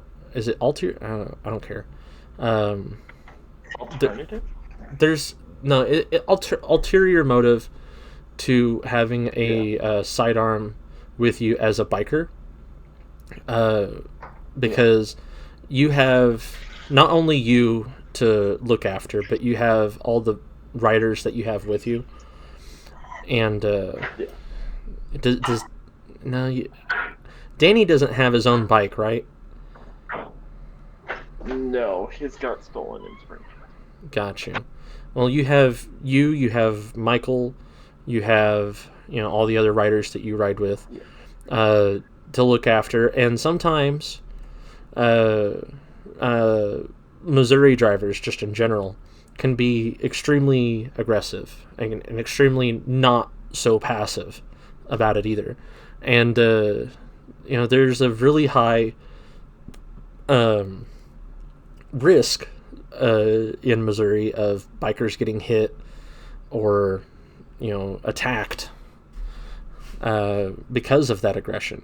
And what you could use your sidearm for is taking out tires or leaving marks on the car for a bolo to be put out, be on the lookout. Because I mean, unless they are so desperate to get away from this crime they have committed, that they are willing to swap cars and do all that sort of extra shit, they're gonna probably go home or whatever with that car, and that car is gonna have a bullet hole in it to look for, or it's gonna have a popped tire and it's gonna be immobilized. Some sort of like evidence. Yeah, you can use your sidearm for that. You can use it to intimidate people from attacking one of your fellow riders or yourself. And it can be extremely beneficial. It's simultaneously you could just use a paintball gun, to be fair. But I know a lot of guys who ride around with a pellet gun. Yeah. You can use a pellet gun. You can take out like a little CO2 gun. That, looks like a real gun, but like it's not a real gun. Exactly. It's a.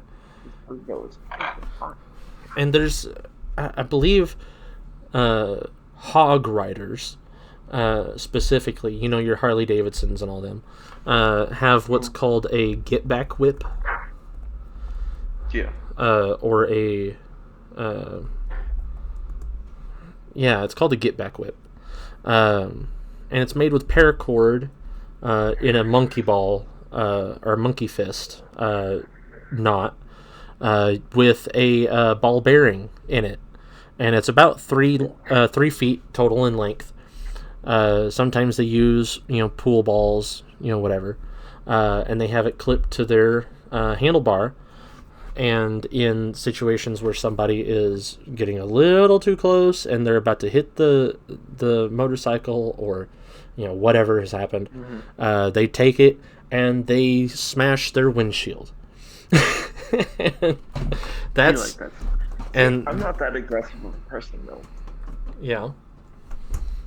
Like, I know me, the big old douchebag. It's not that that aggressive of a person. I prefer to mitigate the situation if I can, like calm it down. I don't like to have conflict like that. Like, I don't want to break someone's mirror just being like, oh, you almost hit me, then break their mirror. Like, no, they almost hit me. I got out of the way. I'll probably just flip them off and go on about my day. Well, it doesn't have to be for situations where it's an almost. You can be for situations where it's like, oh, hey, my homeboy, Michael, got flipped or something by this car, or veered off the road. Let me chase up to this car, put some sort of indicator on it, like a dent in the side, or a cracked windshield, or a broken mirror, maybe a headlight. That shows you, hey, this is the car. Yeah, this is this car. Obviously you can get their license plate, but what if they take the license plate off and they put on a different one or something? Right. You need some sort of identifier, like, hey, I put a bullet hole in the fucking rear fender of this car. Yeah. And then the police are going to be like, you did what now? But, They'll find the fucking car. They will find the car. Be on the lookout. White Toyota Corolla with bullet holes all over the side, because homie cannot aim for shit.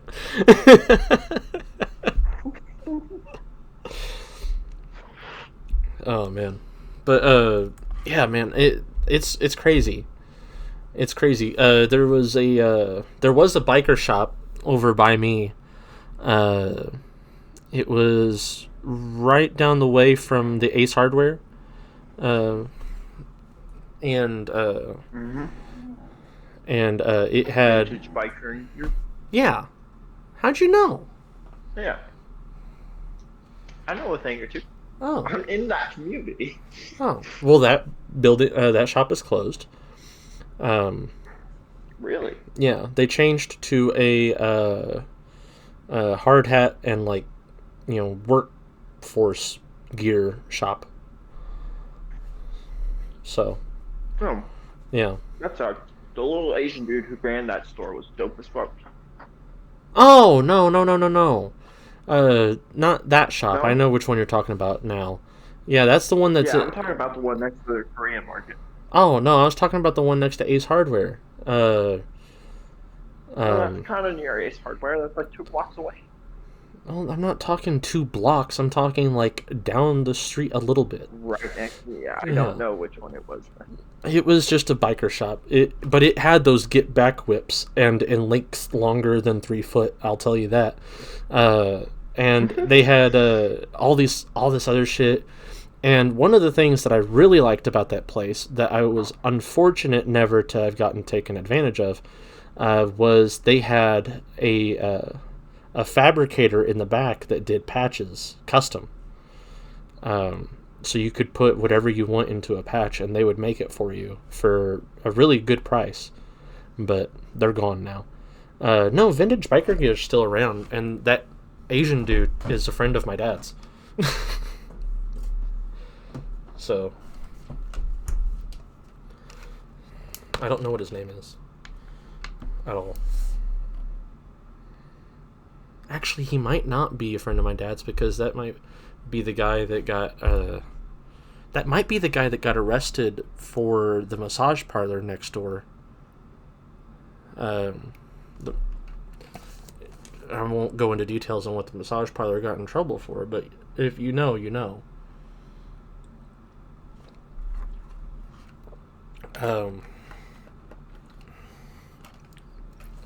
Unless, I don't know if it was, I think he ran multiple markets there. Because right next to him was the Asian World Market. That was a good place to go for Asian food, but also like world food because they had durian fruit, and durian fruit's from South America, if I remember right. Where is... I don't remember where that fruit's from. But your dad's friends with that guy? I think so, unless he's the one that got arrested for the massage parlor. Then no. Oh, actually, durian is Asian. Mm-hmm. But yeah, if So it's... your dad used to know this guy. Still does, unless it's not the... Is that the... if it's... I don't know. Okay. This guy that I met, well, I went on a ride with the owner of that shop, right? Oh, that's cool. And it was me and a couple of buddies and everything that knew him. And we all went on a ride and shit. So we all hung out, went to Flat Creek. We're laughing and joking, and it was a bunch of old dudes with me and my friends. But regardless, he was seemed like a pretty cool dude. But I mean, it's bikers. You never know if someone's into some illegal shit or something. You just never know. Let's see. And you don't ask. Yeah, you don't ask.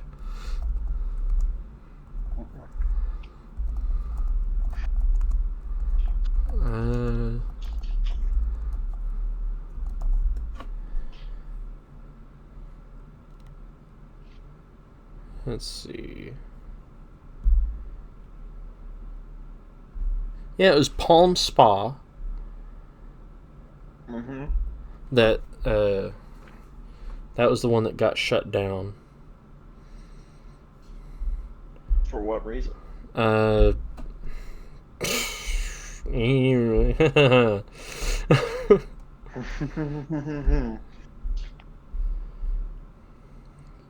endings or what? Trafficking. Mm. Yeah. Sounds like Springfield. They seized cell phones, apartment lease agreements, a video recorder, stained bed sheets, and yeah, they shut down more than a dozen Asian parlors, massage parlors, at one time. In Springfield. Yeah. Women from China or East Asia were held against their will at these businesses as part of a large human trafficking ring with possible ties to Asian organized crime. Gosh. I thought they were trafficking people in Springfield. I was like, that shit's been going on that long. Oh my god. Let's see. Misdemeanor charges against 9 people in connection with the operation, but no one associated with the Palm Spa appears to have been charged as of Friday. The recently unsealed search warrant document describes events that gave Highway Patrol detectives probable cause to search the business. Blah, blah, blah. The man who is not named in the document allegedly told authorities he had just paid $80 for a massage that ended with hand to acts. Authorities also found an advertisement. We call those happy endings. Oh, yeah.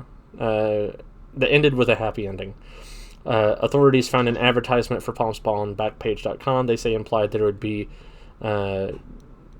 contact during the massage.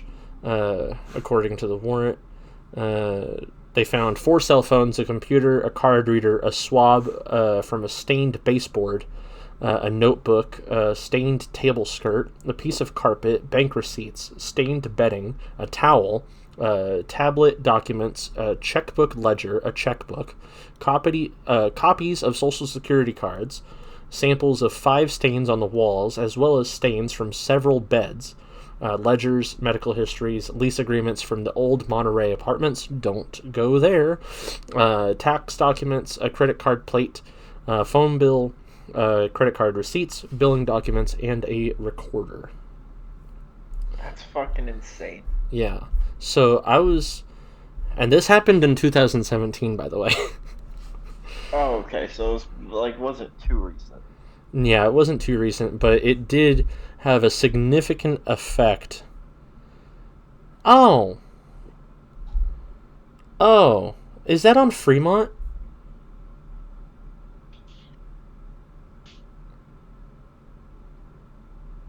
I don't think that's on Fremont. It probably is. You think so? Most likely. Oh, well, if it's on Fremont,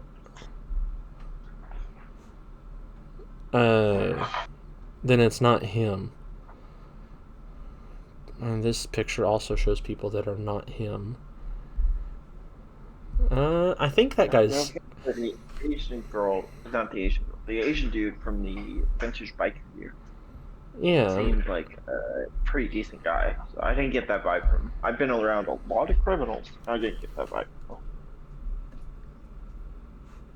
Yeah. Yeah, I don't think that it was him.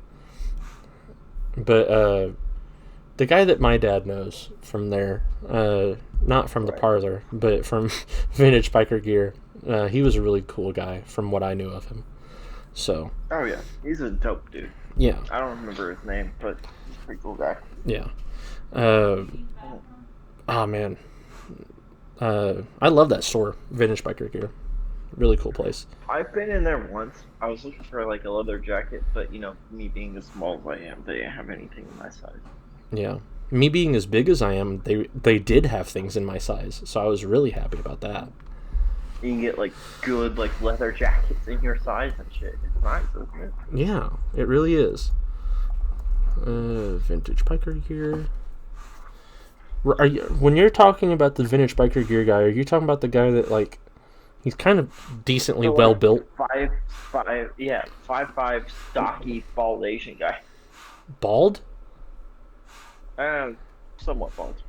Balding. Okay. Yeah. Okay. I met him in like 2020, so like years after that shit happened. Yeah. Yeah. So even if he did get in trouble, he was out now. Yeah, like I don't know if it was him or not, which I doubt it was. Yeah, I don't think so. I'm not gonna slander him in assumption, but he was a cool dude for sure. Last time I saw him. Yeah.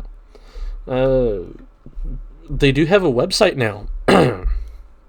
So anybody out there that isn't from Missouri, vintagebikergear.com, shouts out them. You can get some of their stuff online. Dope as fuck. Yeah. They have a Kevlar riding shirt. Yeah. I have Kevlar. a lot of cool shit there. Definitely worth checking out. For sure. Man, I found... So, me and Ryan were walking through a flea market. This was the time that I sent you those pictures of the possibly knockoff Pokemon games. Yeah.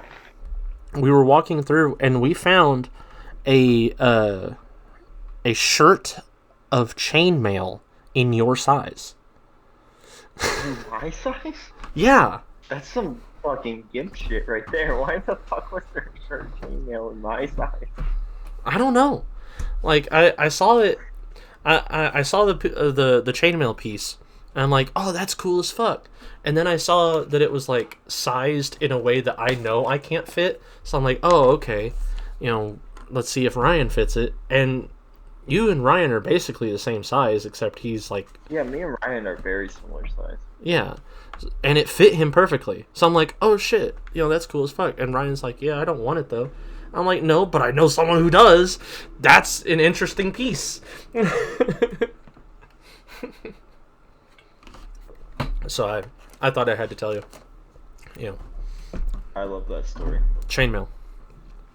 Chainmail. Yeah, come to Springfield, get some chainmail. Right in that. I I just attacked base on Clash of Clans that I'm going to fail completely. Oh. Yeah, no, this is gonna go so badly. Whoa. Hello. Oh my. Okay. I looked up chainmail. Bad And- idea. I liked what I saw, but I don't think that it's No, something you'd be into. Wild. I don't know. I was into it. I just know. Yeah, not what you were expecting. Not what I was expecting at all. Oh goodness, that was. I'm gonna have to go back to that later. I didn't realize this dude had a fucking big ass knight. That's what really screwed me over. But I still did 37% damage. And Christian does not remember.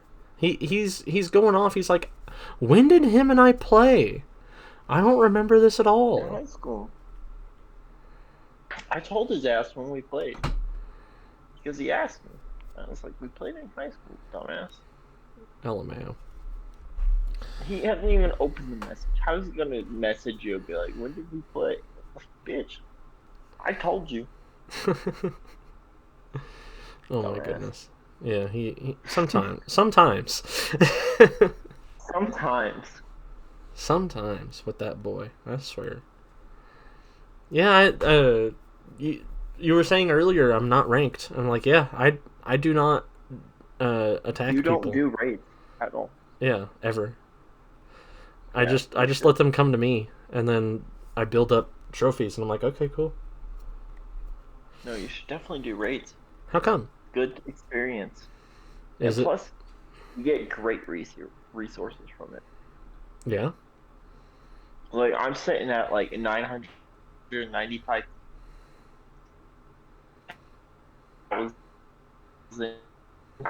gold just because I do raids. And like 600,000 elixir. Wow. I'm sitting at Wow. over And- 600,000 elixir from not doing anything. Yeah, well, my shit's not upgraded. Ah. So, like, you get even more resources. Yeah, because my elixirs, 3 of them are upgrading right now, and the rest are level 7. Yeah. Yeah, I'm trying to upgrade them, but just don't. And I forget to because I just do raids and get my gold and shit that way. Like, oh, I need about 50,000 gold. Let me just go do a raid real quick. And it's easy work. Yeah, fair enough. Fair enough.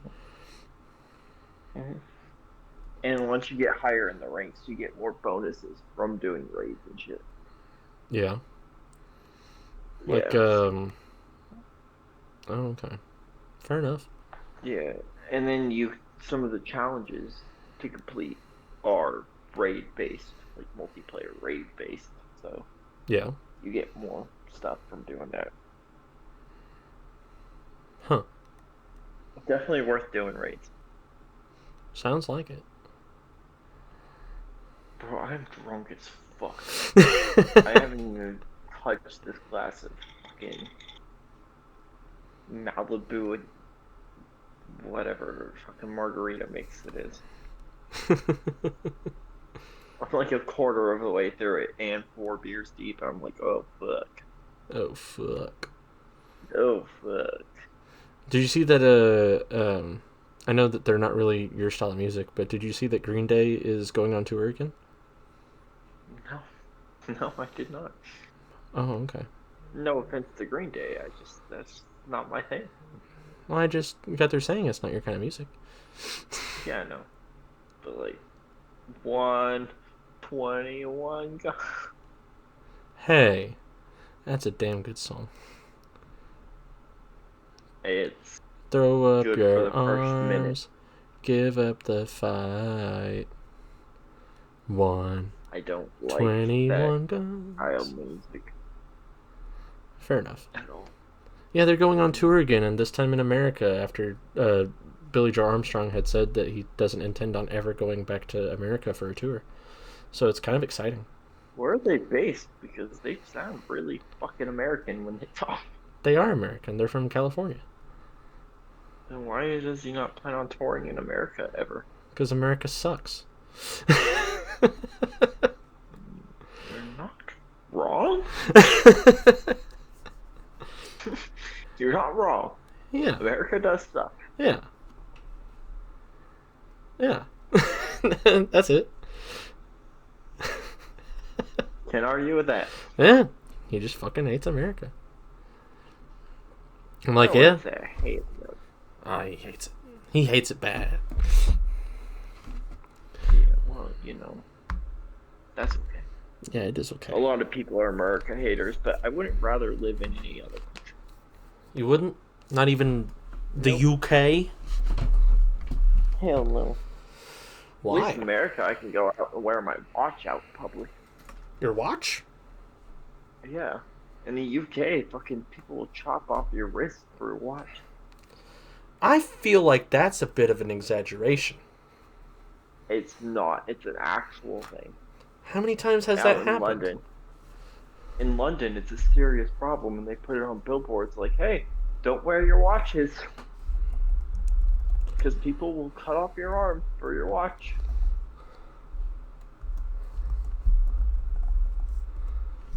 Huh.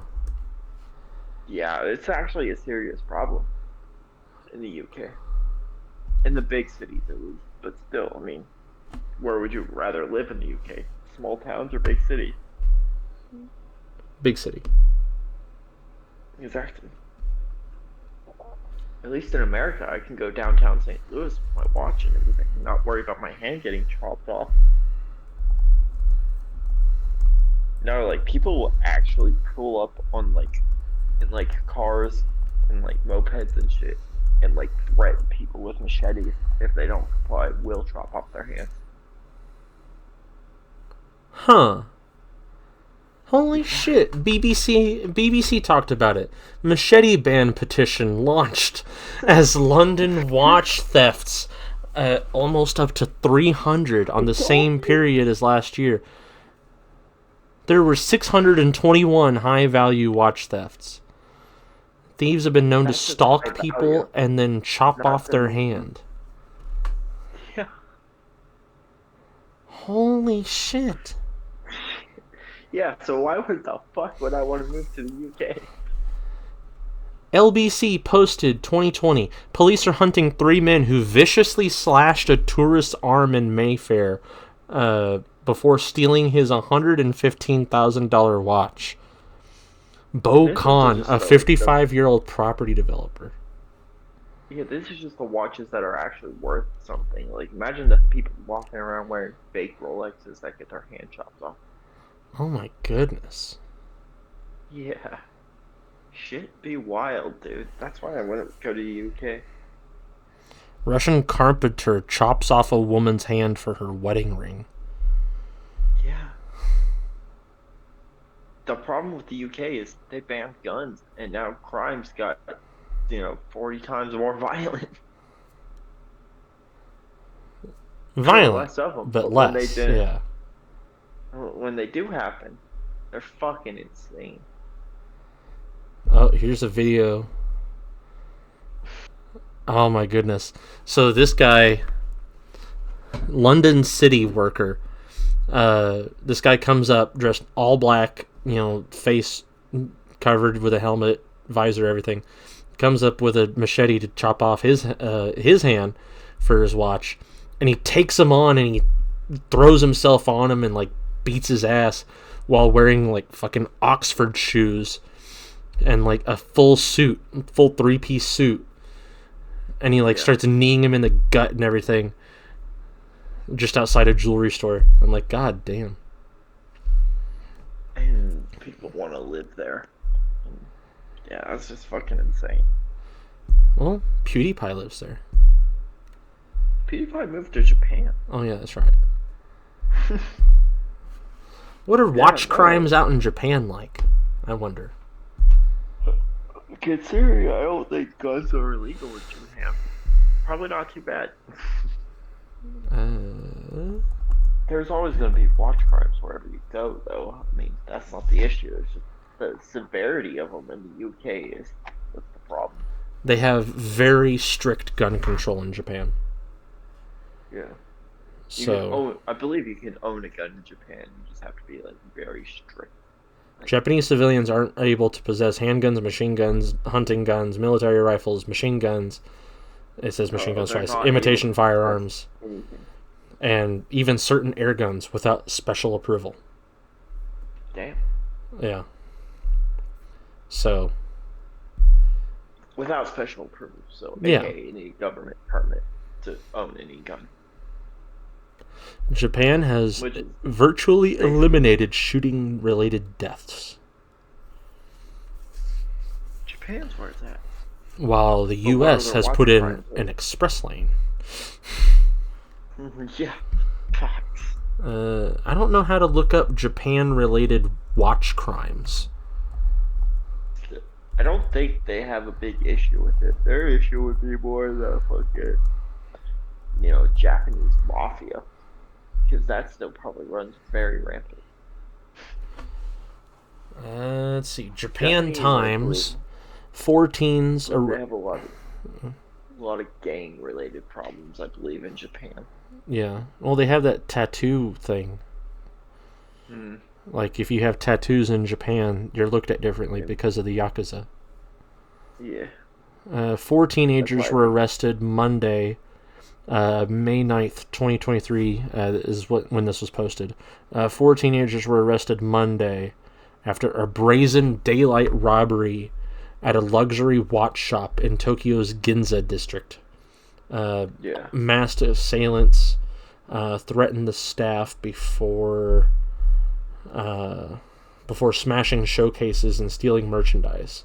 At around 6:15, 3 suspects entered the Quark Ginza 888 shop, threatening the staff with a knife before using a crowbar-like object to break into showcases, escaping in a rental car, which had the license plate switched, investigative sources said. At 6:29, the police found the getaway car driving near the National Diet Building in Chiyoda Ward and began a pursuit, with the vehicle continuing past the National Diet Building and the National Diet Library before heading toward the Akasa Mitsuke intersection, NHK reported.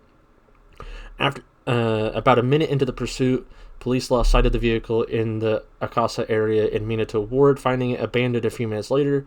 The suspects were apprehended at a residential building nearby. So they didn't even get away with it. No. 4 suspects stated they don't know each other. They're going to analyze their smartphones, probe their relationships. One was a 16-year-old male, 18-year-old male, and 2 19-year-old males, all or one who had a part-time job and the other whose occupations are unknown. High school student has denied charges, while other 3 have admitted to the allegation. Yeah. Damn. 100 luxury watches were stolen. They probably got them all back. They found 30. Damn. Wild. Let's see. Yeah, no. They've only recovered 30. But still, that's nowhere near threatening someone with a machete and chopping off their I can arm. safely say that you are right. That is not anywhere near them actually chopping off One arms. watch store got robbed versus a obvious blaring problem of stabbings for luxury watches. Yeah. Fuck the UK. I would probably go to Switzerland though. Seems like a pretty nice place. You got mountain and scenic views everywhere. Yeah. And just the overall like happiness of people who live in Switzerland is just like super high on the happiness index. Yeah. Yeah, I don't know what the happiness index is called, but there's actually an index of countries that are just the happiest. Oof. And Switzerland's one of the top ones. They estimated the total of the watches taken to be $980,000. Yeah.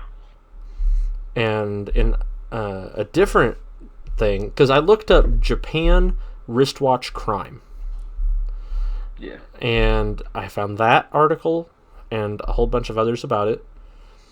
And then I found this one, which is a police officer was arresting a man and broke the guy's Rolex during the arrest. Oof. Yeah, that was in 2015.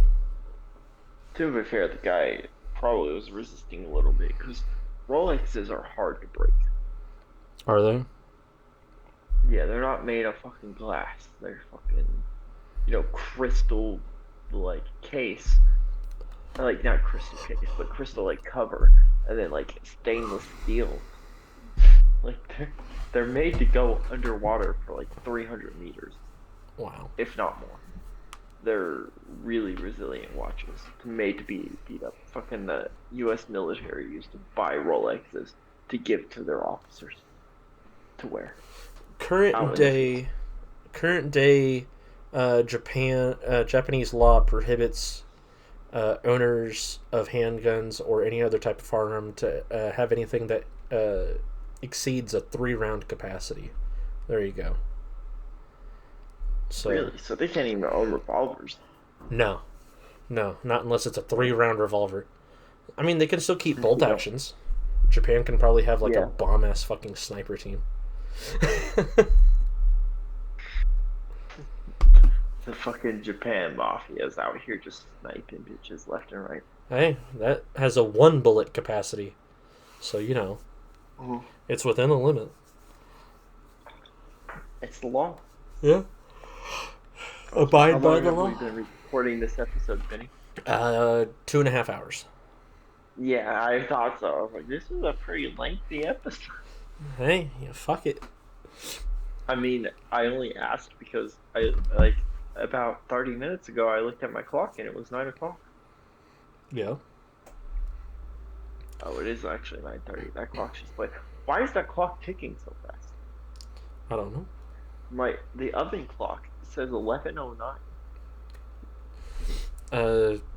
That's. I swear to God, I looked at my phone clock and it said 9 o'clock. I looked over there and it said 9 o'clock. I was like, okay, whatever. And then now it says 11:09. I was like, damn, I'm getting tired. It's late. And it's not even that late. Nope. Wild. That clock needs fixed. Yeah. How has the daylight savings affected your sleep? Not really. Really? Yeah, I don't. I get affected by the one in spring most.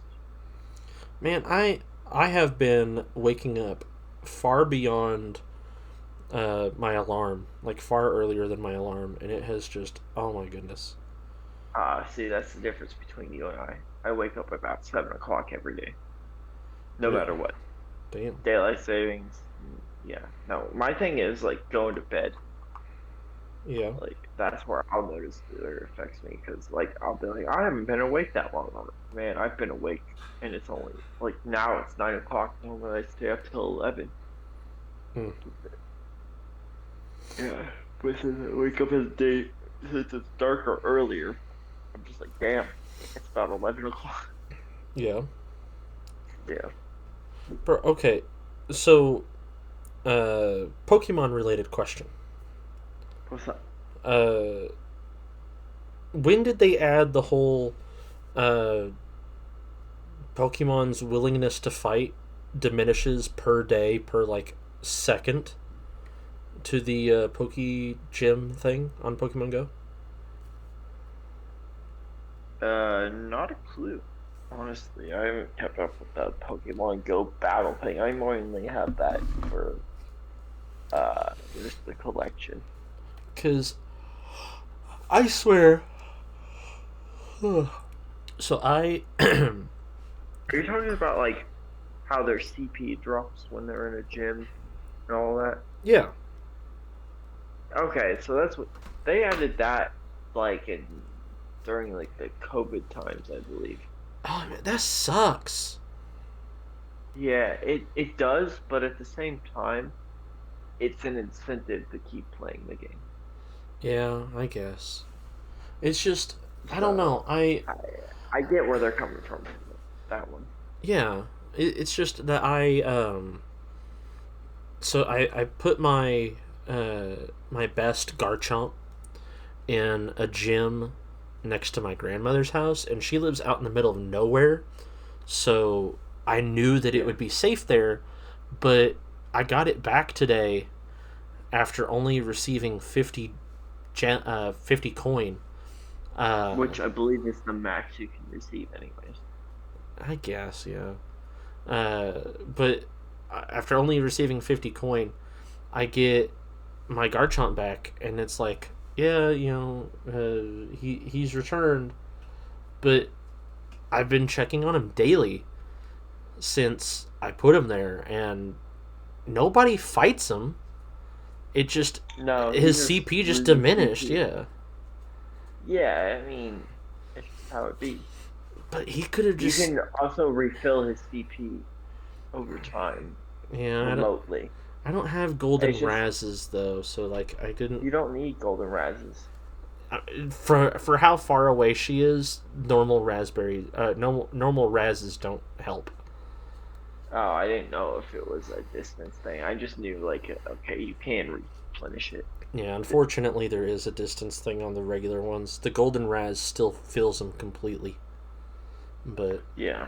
Well, I knew the golden Raz filled them completely no matter what. It's just, I thought, like, okay, the normal, like, nano berries, that's what I normally use, because I don't use those to catch Pokemon. mm-hmm. I just store those to feed my Pokemon in the gyms. It doesn't restore them completely, but it's still, like, use 10 of them and they're good. Yeah, it just sucks. I wish that he could have been there immortally, because I know damn well that nobody's out there. Yeah. No one's playing Pokemon Go out there. No, there's nothing to do. There's no Pokestops. There's just the one gym. The one gym to spin. Yeah. Yeah. It's like, Alright. yeah. Well, I think we should call this episode here. All right. You do 2.5 hours. do the thing. Alright, well, like,